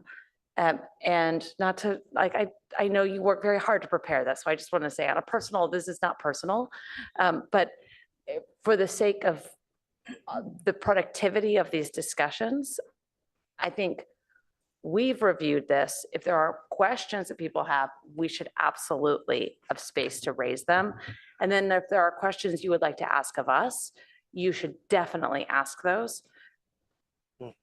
So I'm always for efficiency, but we do need to balance that against the members of the public who, are hopefully listening to us at this period of time. You never know, Definitely. right? And, so I agree with you. I mean, a shorter, right, because we've all read the packet and stuff, but bringing the members of the public along is important. And so it's a balance.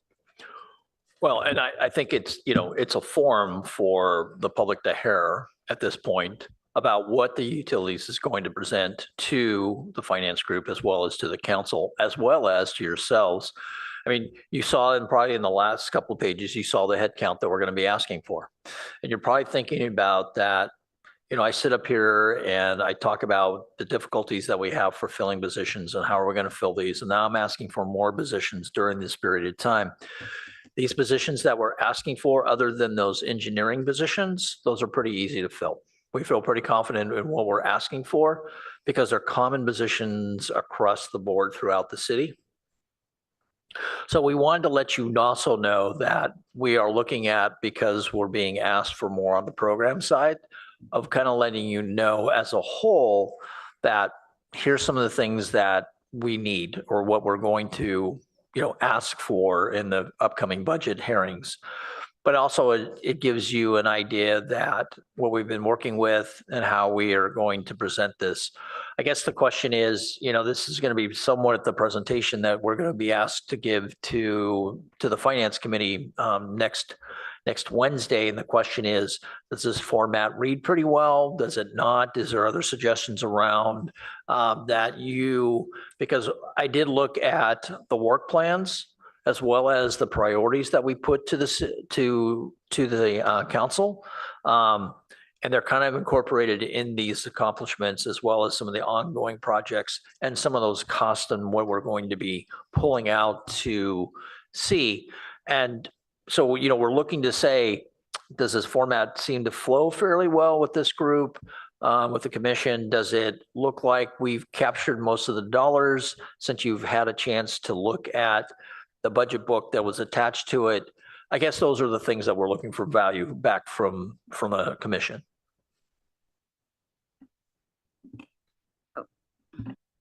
I was wondering if you could just quickly, before we go on, because there's been a lot of stuff, what are we looking at rebalancing electric supply portfolio? What does that entail? I mean, what do you guys, briefly, what does that entail?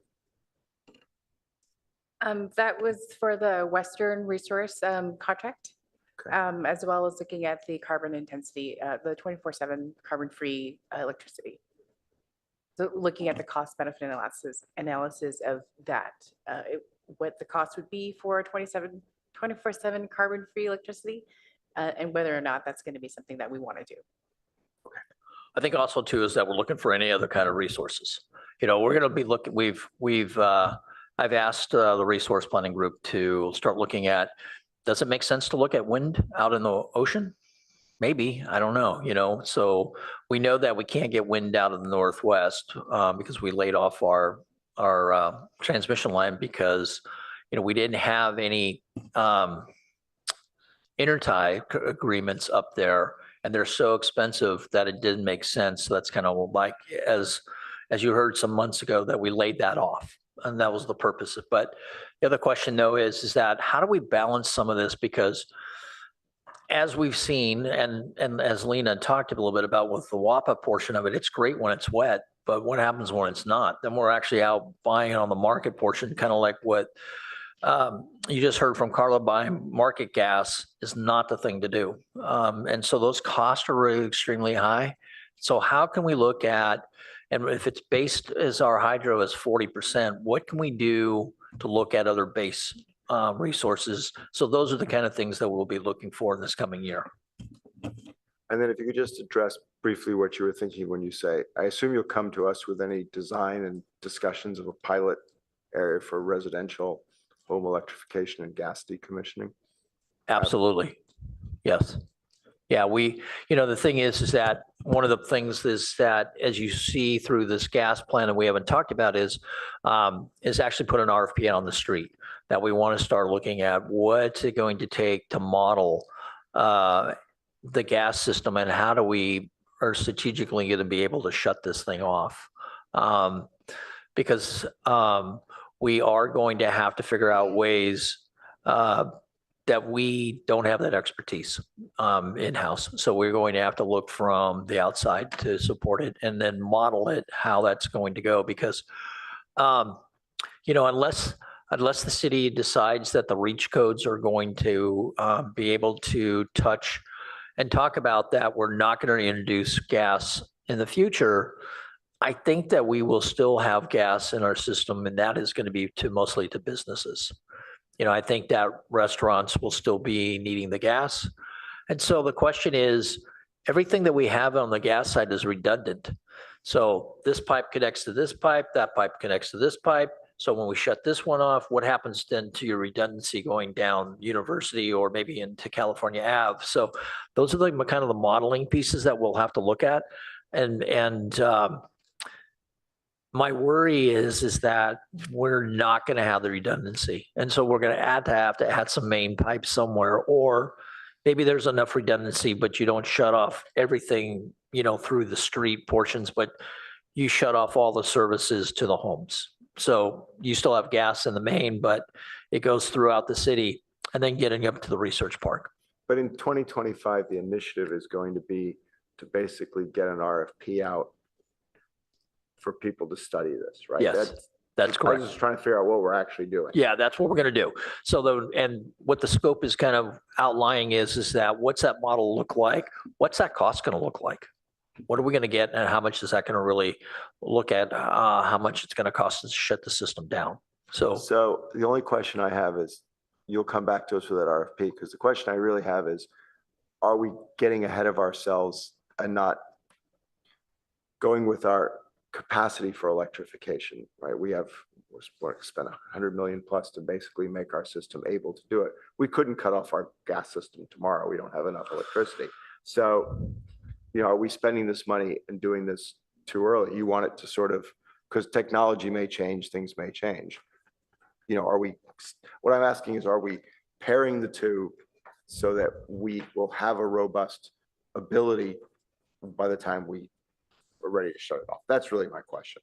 I think so. I mean, as Anna talked about, we've got dollars allocated in there right this year. We're going to look at $40 million, and then it's going to be a $50 million ask on the bond portions to do the electrification. We think that it's a 3-year timeline to do all the aerial portion, which is about 80% of our overhead is going to take care of the residential areas, and 20% is going to be in the underground sections. So if we can get this done on the aerial, should go pretty quickly. Then year 4, 5, and 6 will be concentrated in the underground areas, rebuilding the underground, and then also taking a look at what's the long-term going to look like for underground program moving forward. The other thing that has to be done is the substations. There are some substations that have to be still rebuilt, which would be in that 7-year period of time. So I don't think that we're getting ahead of ourselves in that aspect, because the hope is that I've challenged engineering on the water and gas and wastewater side to look for a court. And the idea is to try to find a small court that we can emphasize the customers that are in that court to actually electrify and actually shut that main down and actually take a look and pilot and see how that's going to go. So if we can get 4 to 6 customers in a court area, what does that really look like? And that's one of the areas that we're looking in this phase 1. What can we do to try to get folks in an area, or maybe it's in a block. Maybe we get a whole block that would want to be early adopters. And then at that point, gas will go down for that block. Okay. One thought, if you're asking for format, or should we wait till the end? Or do you want to go through this? So if there are questions that we could hold till the end, that's great. But sometimes if the questions are like they're on the slide, it might be more efficient to just deal with them.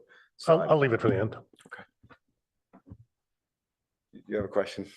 I was going to say, back to Commissioner Matter's comment, like in my past experiences doing budgets and stuff like this, I think the accomplishments is helpful to hear, but what's especially helpful to hear is what's still ongoing. So like, what's going to cause the cost this year? Like, what are we going to spend?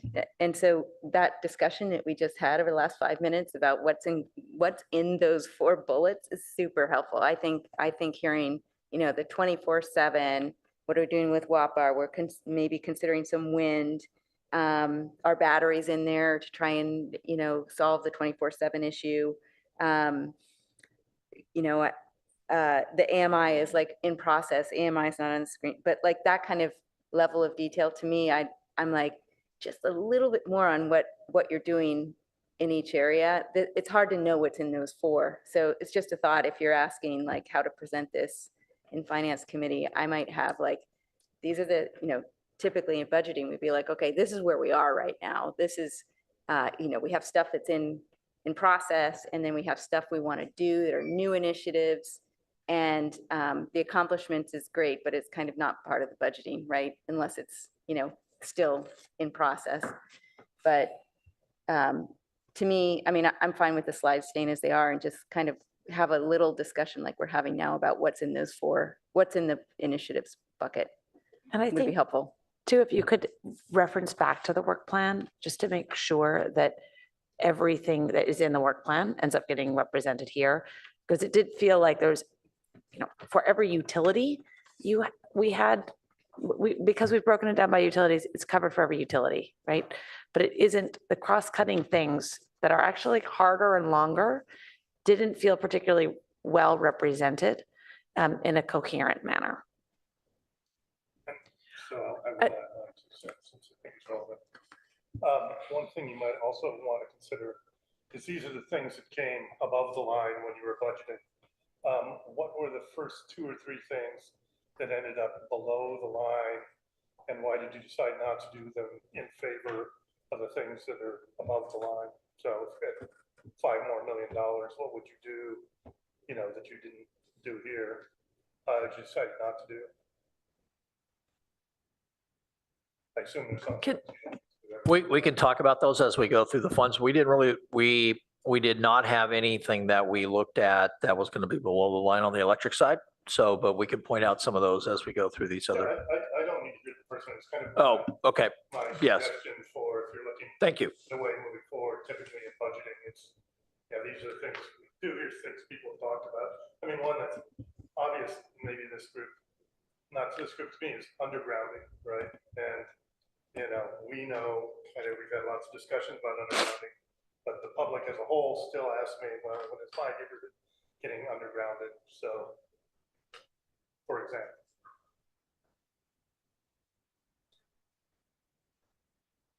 I thought I was. Is that not working? Okay. I just have a response to Commissioner Mauter. My understanding is that the work plan is a work plan for our commission of stuff we're going to talk about.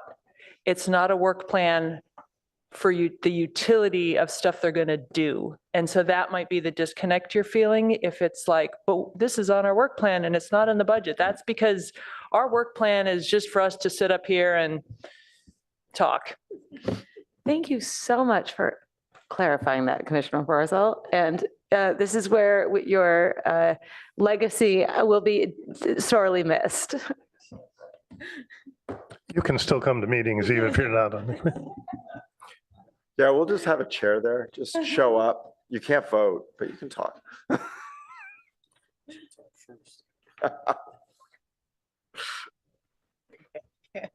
right, well, thank you for those comments, and we'll keep those in mind for our next budget presentation. And I'll try to incorporate that wherever we can. So in this next slide here for the budget, the operating budget for electric, you can find them on pages 10 to 23. We are looking at forecasting our revenue increases up to $261 million. That's an increase of $20 million or 8% or 8.4% from fiscal year 24. And this is attributed to the bond financing that we're planning for quarter two of fiscal year 2025. Although that number is just a placeholder, we will come forward with the information as we go through that application process. And then there's the net increases in net sales. That's the rate increases that being proposed for fiscal year 25 and some return on investments. In expenses, we have a $5 million increase or 1.9%. And these are from capital improvement projects, which we'll get to in the next slide, and new positions that we've proposed for the electric fund. And those positions are the 2 electric project engineers, Dean had mentioned it earlier, 1 HEO cement finisher, and 1 installer repairer. And this group of the project engineers are to support the grid modernization project. And the HEO cement finisher and the installer repairer are to support the bringing in the undergrounding of the substructure work that typically gets contracted out to such a vendor such as MP Next Level. And that'll help support our maintenance as well as in the smaller customer connection jobs that we do or smaller system improvement jobs that we do. This is just bringing that experience in-house. So, and then we also have, we're looking to staff an electrician at the development center to support that one-stop shop that we've been trying to do.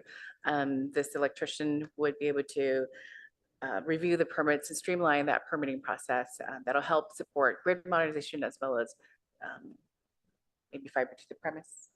No, sorry. It's just the grid modernization project and the customer connections that are typically happening currently. And for capital improvement, this is the 5-year budget plan that we've programmed. It's broken down by 3 different categories. The customer connections, that's an ongoing project that we do for upgrades of existing services or new construction. And that could be tear down in the new construction. System improvements, that would include like one-time projects such as the substation physical security, where we're doing a perimeter fencing and lighting, or inter substation protection relay. That's the communication between substations. And then the next one is the grid modernization project, which is $40 million for fiscal year 25. Now this budget includes $22 million that's being reappropriated from fiscal year 24 to 25, meaning that work that has not been completed that will be ongoing and moving into fiscal year 25. I had one question Yes. on this slide. With the grid modernization, about 80% of the total budget here, ballpark. When will we see some detail on that? I sort of feel, I've asked this before, I think, but I feel it's really important at this level of expenditure to have more detail on what's in there. It sounded like from what Director Batchelor said earlier that a lot of it is really remediation of, overhead lines and substations and such, but I'm sure some of it is modernization. So I think it's really important that we can drill down into what's in there as we've done with all the other utilities.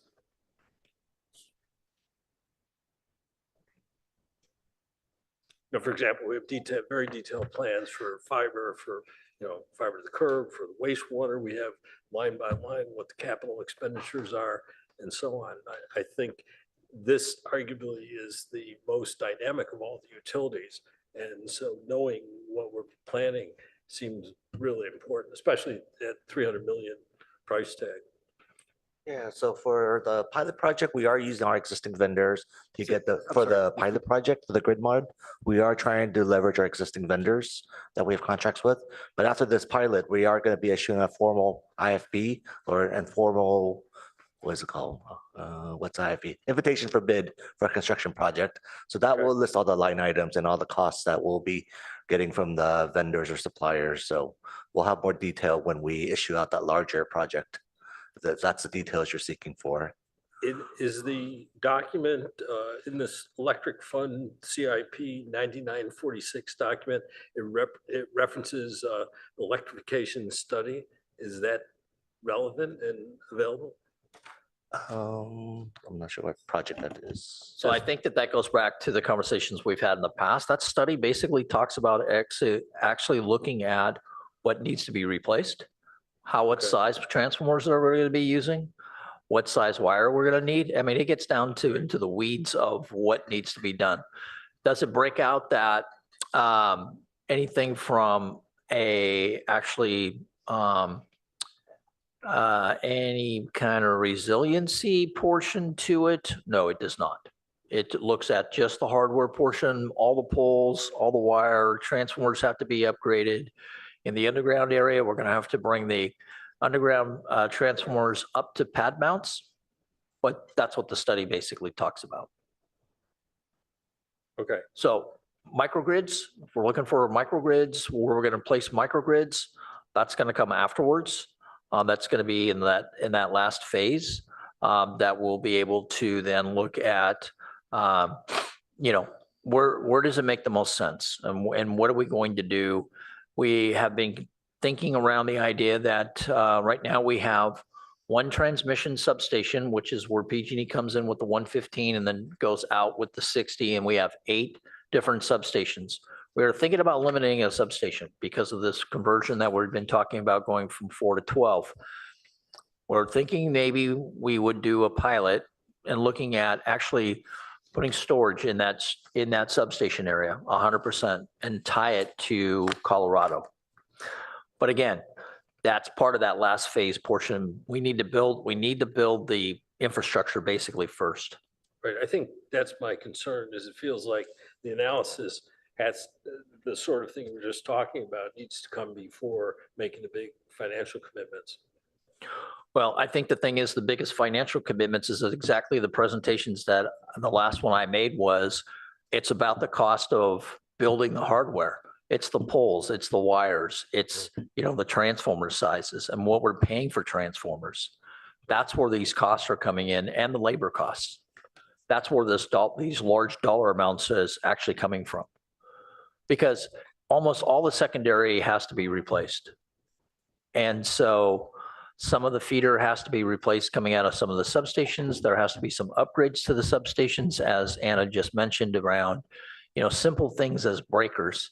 We still have oil breakers that need to be replaced. That's going to have to be put up for, just from a reliability standpoint, to harden the system harder than what it looks like today. Right. So.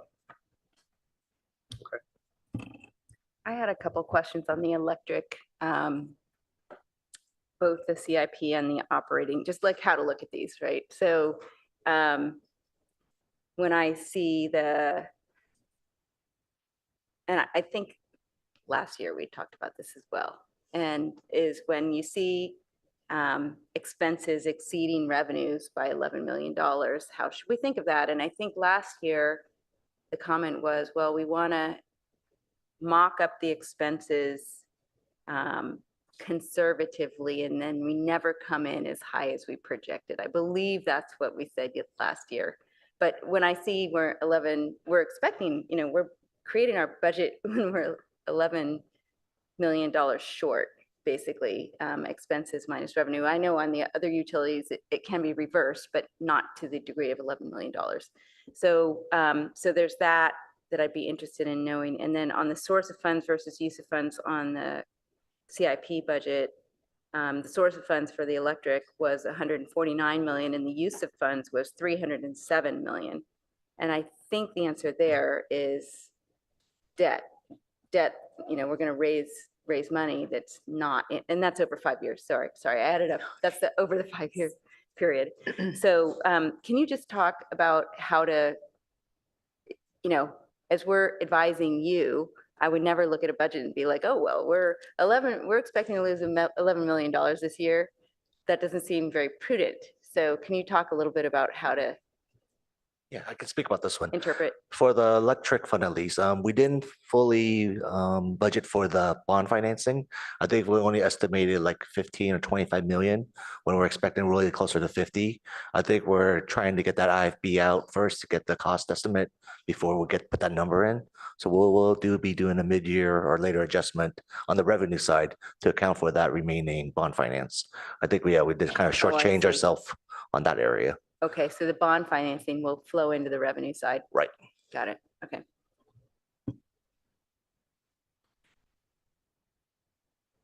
And is that the same thing for the CIP where we're short,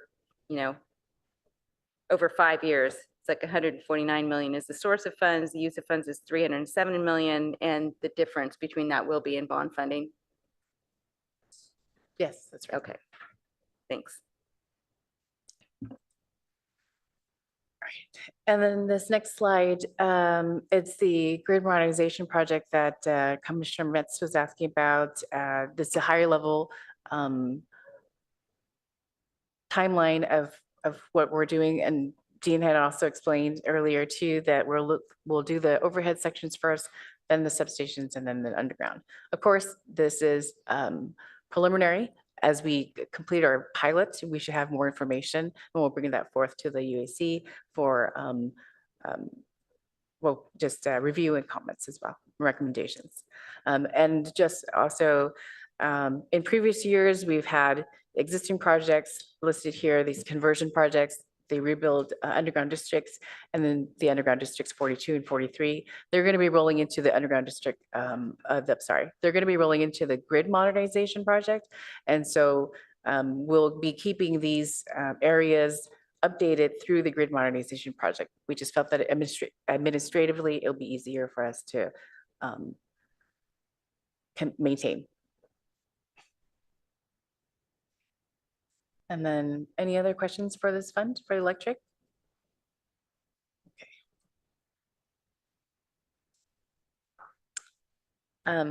So then we're moving to the fiber fund. Fiber, we have finalized the pilot area for the fiber to the premises. That's going along with the grid modernization project. And this is bounded by the areas of Embarcadero Road, Lewis Road, Colorado Avenue, Greer Road, and West Bay Shore Road, which will be able to service 1,200 customers. And in terms of allocated internal resources, we've dedicated internal resources to implement and coordinate this project, the two projects. And these will also finalize like the business operations and the staffing resources needed to launch the Palo Alto Fiber business. So we have the program. When will the pilot actually be launched? Sorry? The pilot, when will it be launched? I think for the grid mod or for fiber to the No, premise. for fiber, the one That's where, probably closer to Q1 of 2025. We are waiting for CEQA to get approved in June, in a couple of weeks. And once that gets approval, we can begin the construction and material purchasing. So I think everything's been put on hold temporarily until the CEQA is approved. so to me, launching would mean actually people would be able to use it. It doesn't Yes. sound like, so they would be able to use it Correct. at that time. Great. Is that calendar 25, Q1 calendar 25? Yes, calendar Okay. year, sorry, yeah. Thanks. So in terms of initiatives, we'll be looking to expand the fiber backbone network into the foothills. This would provide fiber connectivity for the AMI. There's the hub out there as well as the reservoirs. We'll also be performing a cost and benefit analysis and get a market comparison for dark fiber pricing. It's been a while since we have had a COSTA study. And then I think the question about launching the Palo Alto Fiber has been answered. It'll be in the first quarter of calendar year 2025 or Q2.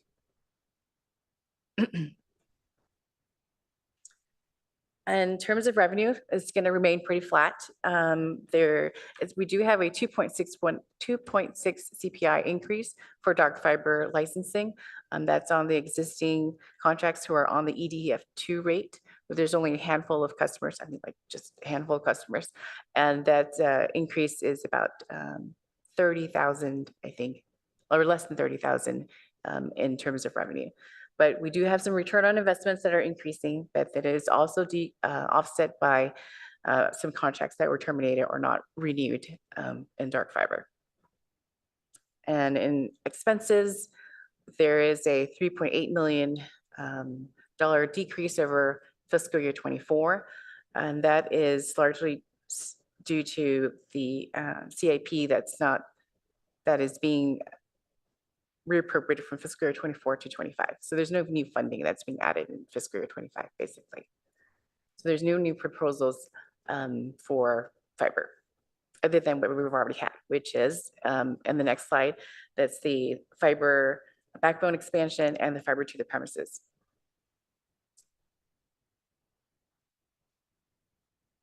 Any questions for the fiber fund? Okay, we'll move on to the gas. In fiscal year 24, we have applied for and received a federal grant from the Department of Transportation. It's our natural gas distribution infrastructure safety and modernization program. We have not, the amount has not been announced yet, but we will bring that forth when that is made public. And we've purchased the insurance, like earlier we talked, Carla had mentioned, we purchased the insurance to protect the price hikes as a mitigation purchase strategy. And we've also completed gas main replacement 24A, that's at the Stanford Shopping Center. 24 gas main replacement 24 was split off into A and B to first address the, to meet the needs at Stanford Shopping Center, because I think we did it in the summer. And then 24B was, we did apply for a grant, but did not receive an award for that one. And that is starting soon and will complete in March of 2025. We'll also begin the cross-bore phase 4 that has about 1,000 laterals that we have remaining to inspect. We'll contract out 500 of those sewer laterals, and then the rest will remain, will be done in-house. And there's the plan to conduct that study, as well as identify that proof of concept area that we mentioned earlier for the downsizing of the gas system.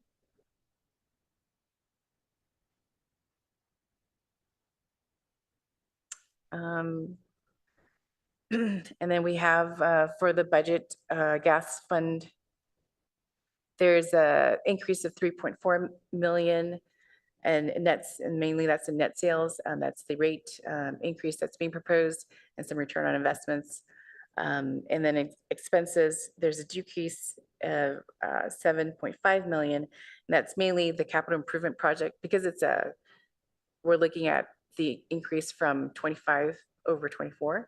So there's no new capital improvement that's being proposed other than what we have already programmed last year. And then their utility purchases have decreased as well as, and then we are proposing a position in the gas fund. It is the,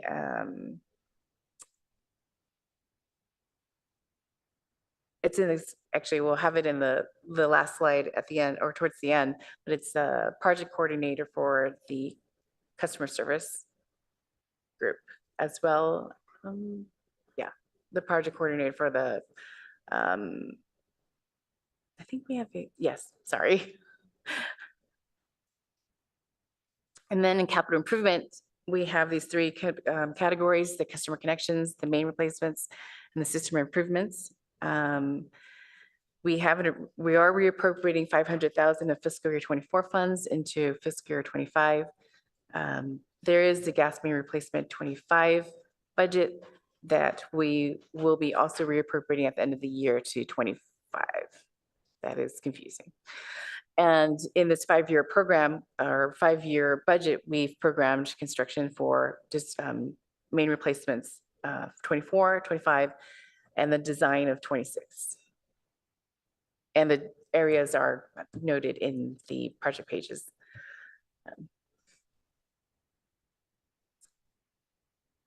Any questions for the gas fund? I had a question that is kind of nitpicky and could, Okay. going back to trying to incentivize people not to be putting in new gas. I had a question about customer connections. So I saw that the source of funds is not as much as the use of funds. So it looks like we're subsidizing connections. Can we not, I mean, are these new connections? Or, because it seems to me like we ought to have customers paying the full cost of a new connection on the gas side. Or is it other stuff like repairs to people's connections that really doesn't make sense that they should have to pay for those? Right, so the customer connection project includes, there are those connections that are fully paid for by the customer, as well as there's like city portions of the work that needs to be done to either meet the customer's needs or in the area of that would benefit the utility as well. And so we would then pay for that portion of it. Okay, but if someone is asking for like a new gas line to put in, pretty much they're paying the cost that is. They're We're paying not for that cost. subsidizing those. Correct. Okay, thanks.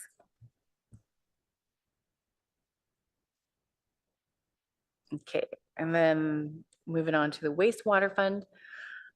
This is a smaller fund and we have worked on, or we'll, by the end of this month, we will have completed the sewer replacement project 31.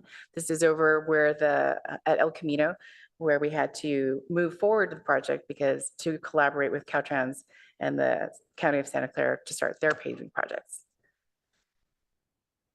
And then 25, we'll work on the sewer master plan study that'll help us reprioritize the sewer main replacements. And that should be completed around spring of 2025. And the next slide, in revenues are increasing about 2.3 million, and that's due to net sales. Expenses are kind of remaining flat. It's there is an increase in the water treatment costs that's being offset by the decrease in capital improvement. So that's why it looks kind of flat. And the decrease in capital improvements because we advanced some of those dollars from project 32 to pay for project 31.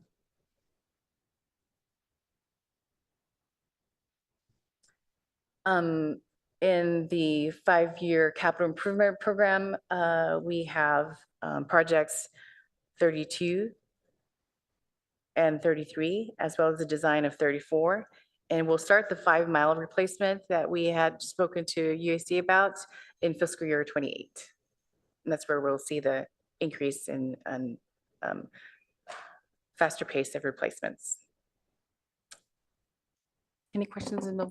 I had a question on the wastewater. Mhm.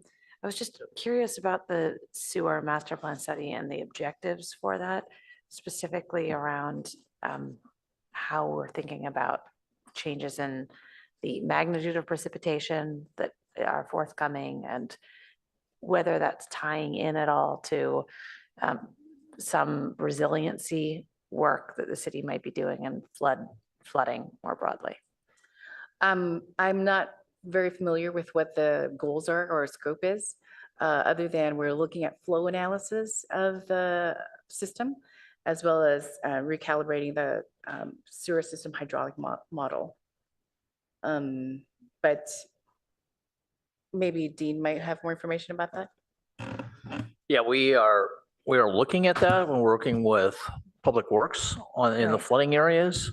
But that's part of this whole study plan to take a look at what that's going to need it in those areas.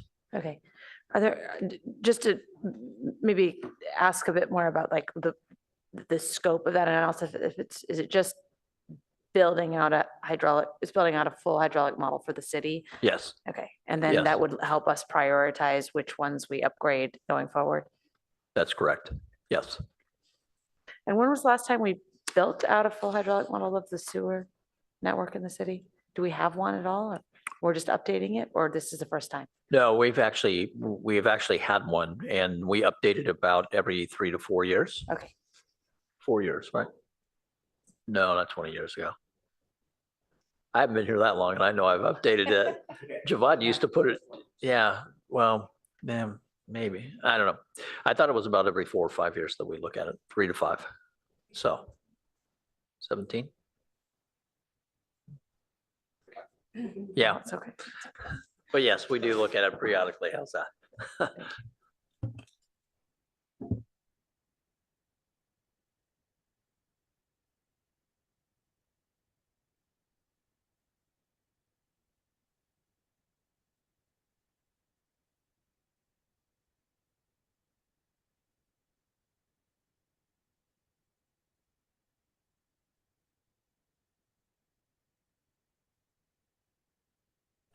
I think your mic is not on. I'm so sorry. We've completed 2 of the turnouts over at California Avenue and Page Mill to improve the operating conditions within that vault. We've also began the One Water Plan, which is the long-term 20-year water plan, a supply plan to address the supply reliability, droughts, and the climate change. And I think there have been a few community workshops that have regarding this topic. And we'll also, in 25, we'll bring that One Water Plan, we'll bring that the results from the workshops to the UAC, ensure that in spring of 2020, well, summer of 2024. And in terms of initiatives, or the other initiatives here that's listed, we'll be working on water main replacement project 29. And that covers the California Avenue downtown along Park Avenue, and a few other areas. We're also going to look at finish the study of the seismic retrofit to retrofit or rehabilitate the Park and Dell reservoirs. We've had some staff turnover, so we weren't able to complete that last year. So we'll be working on it this year, in this coming year.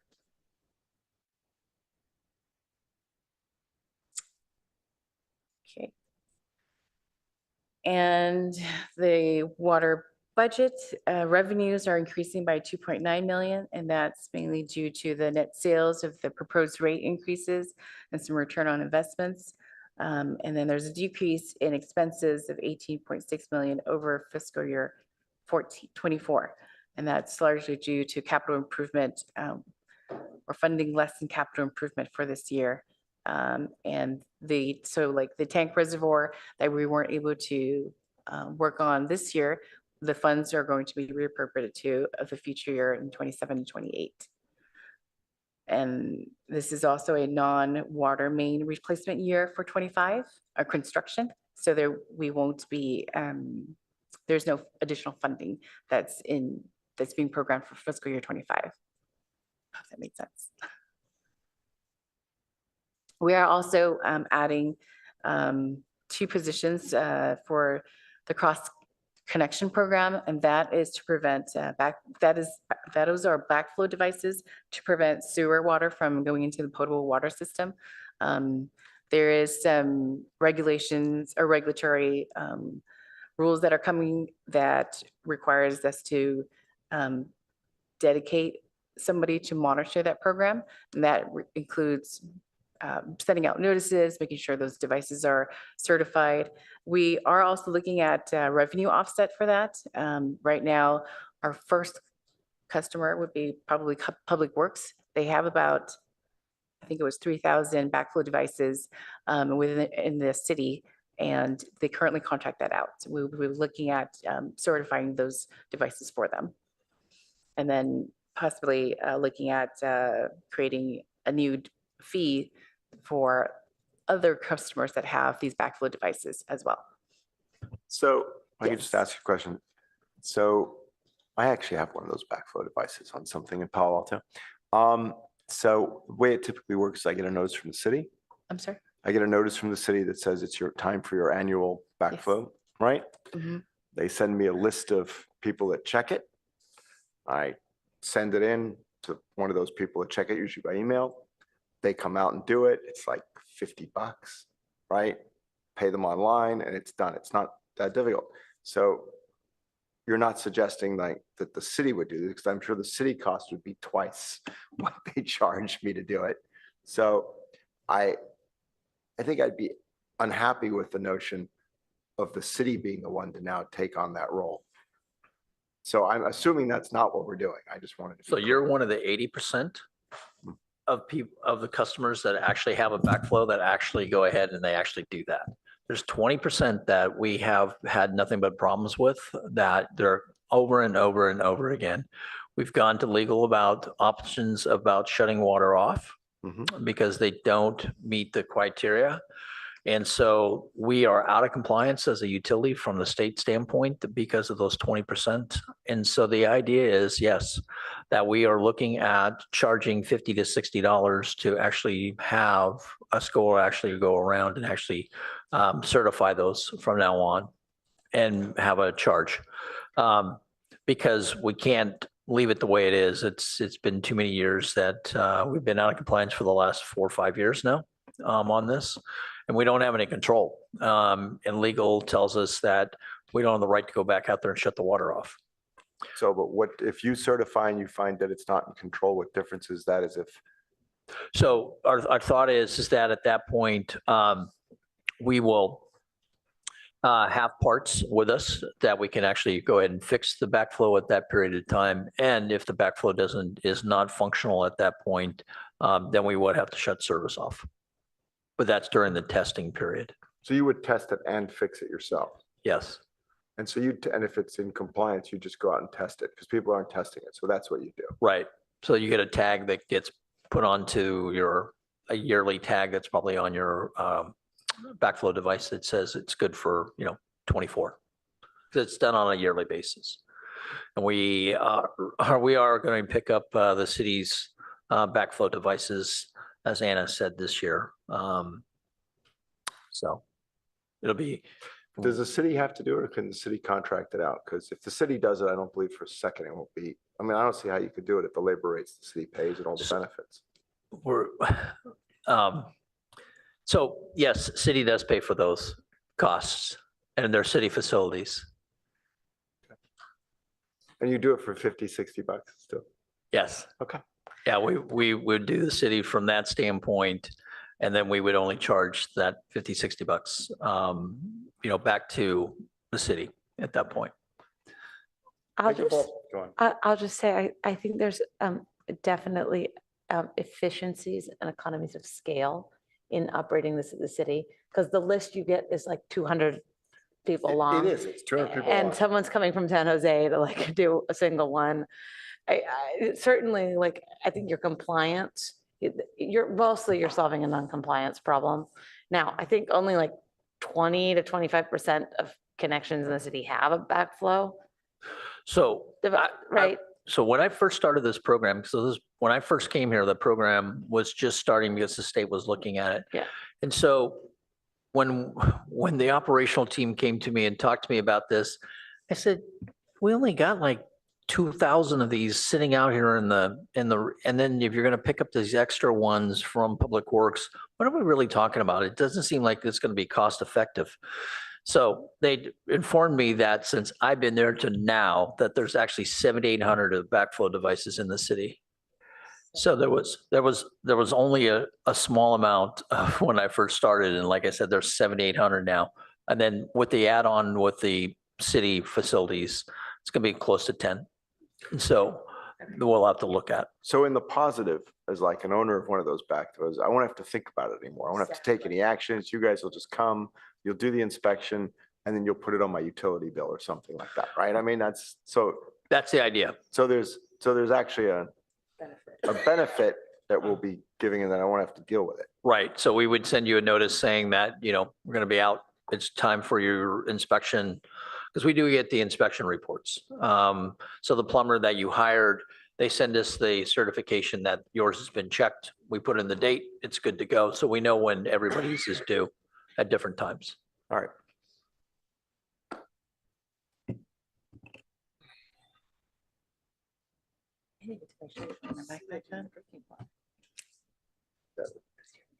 No.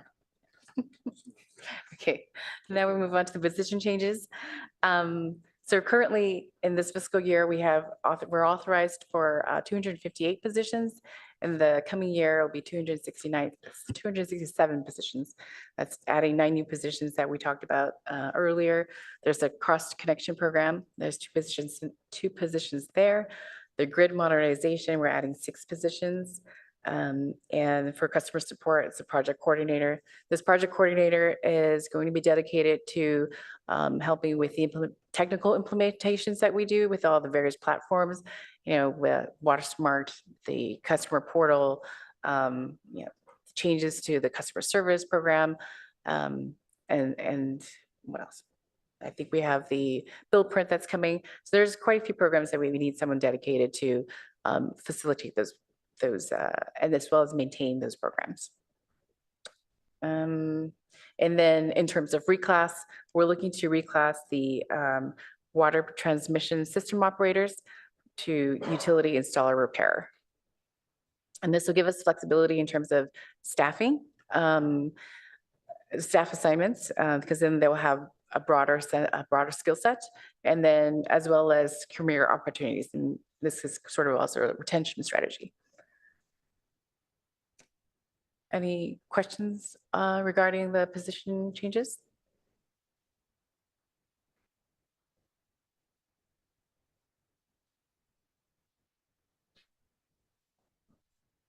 Will the chair entertain a motion?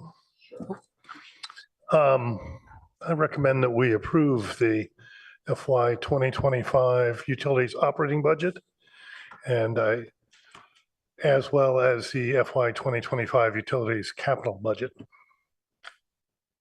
we have a second? I'll second it.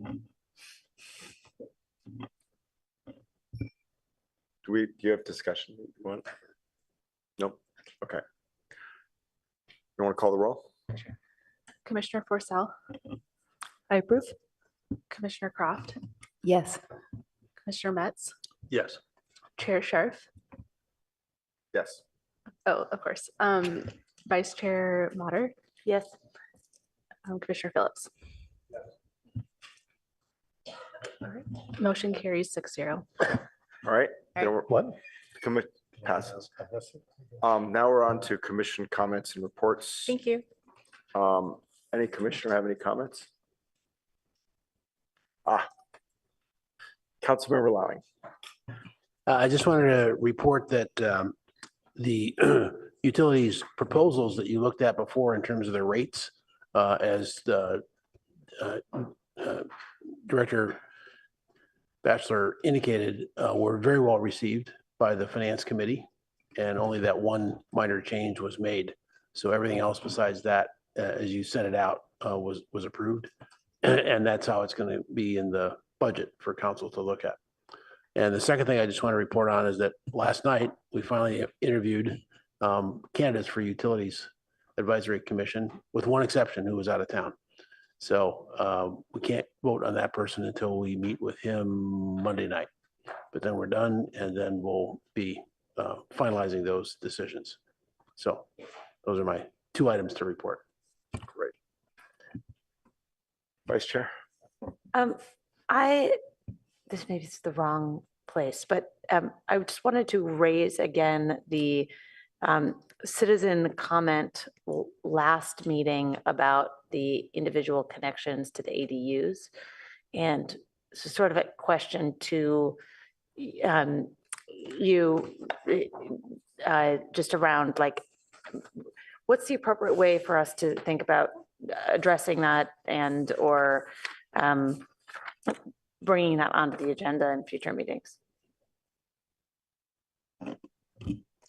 Well, I can tell you that I've been looking into this, and it's a little bit complicated because our rules and regs do not allow it. So I'm sorry, I did not hear you. they do not allow it. Uh, So having 2 meters on one property for ADUs Is not allowed by the city or the state, did you is say? not allowed by the utilities. Our rules and regs say Our that we rules. do not allow that. So we are having some discussions from an engineering perspective And then also talking about from a permitting standpoint from the development center. So I can assure you that that we are looking into this. I should have an answer by the next meeting on what that is.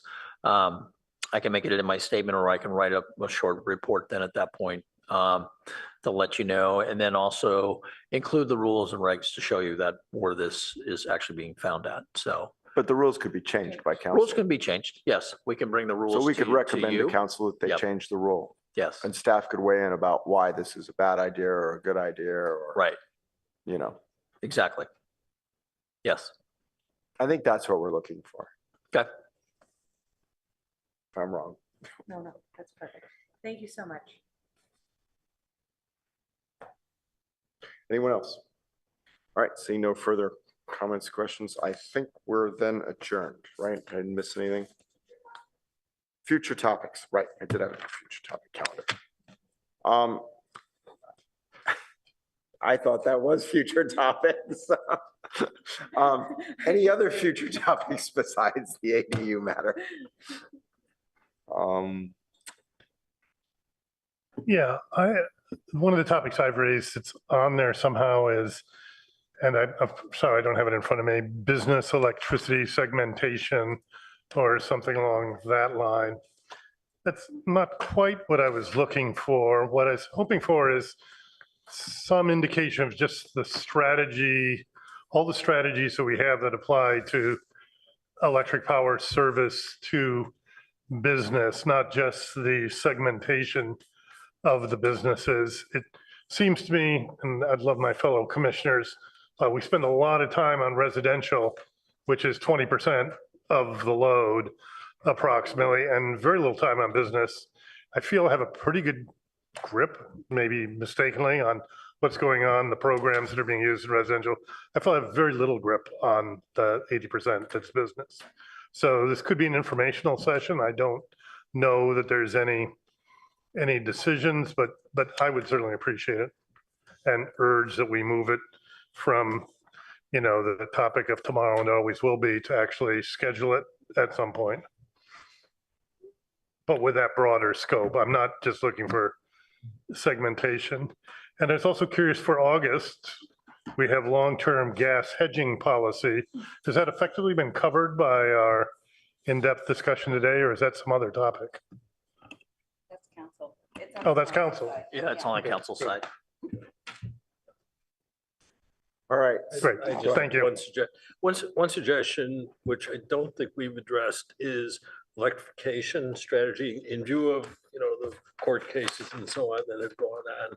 What is the staff's views on electrification strategy, impact on gas utility and so on? Seems like that's very dynamic right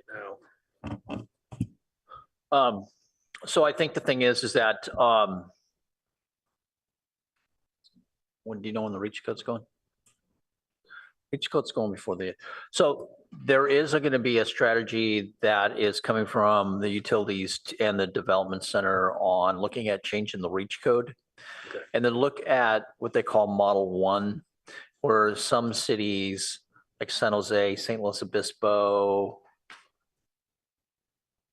Santa Cruz, there's like 5 different cities. But anyway, they're real quick about that is that their strategy is that they've put efficiency onto their appliances, and their efficiency goals are so high that there's no way that a gas type of appliance would be able to meet those emission controls. So you'd have to put in an electric water heater, you know, stovetop, whatever you're going to replace it at that period of time. And that model has been around for a little bit of time, and it has not been challenged yet from the courts or from residents. So we are moving forward with somewhat the same recommendation to council.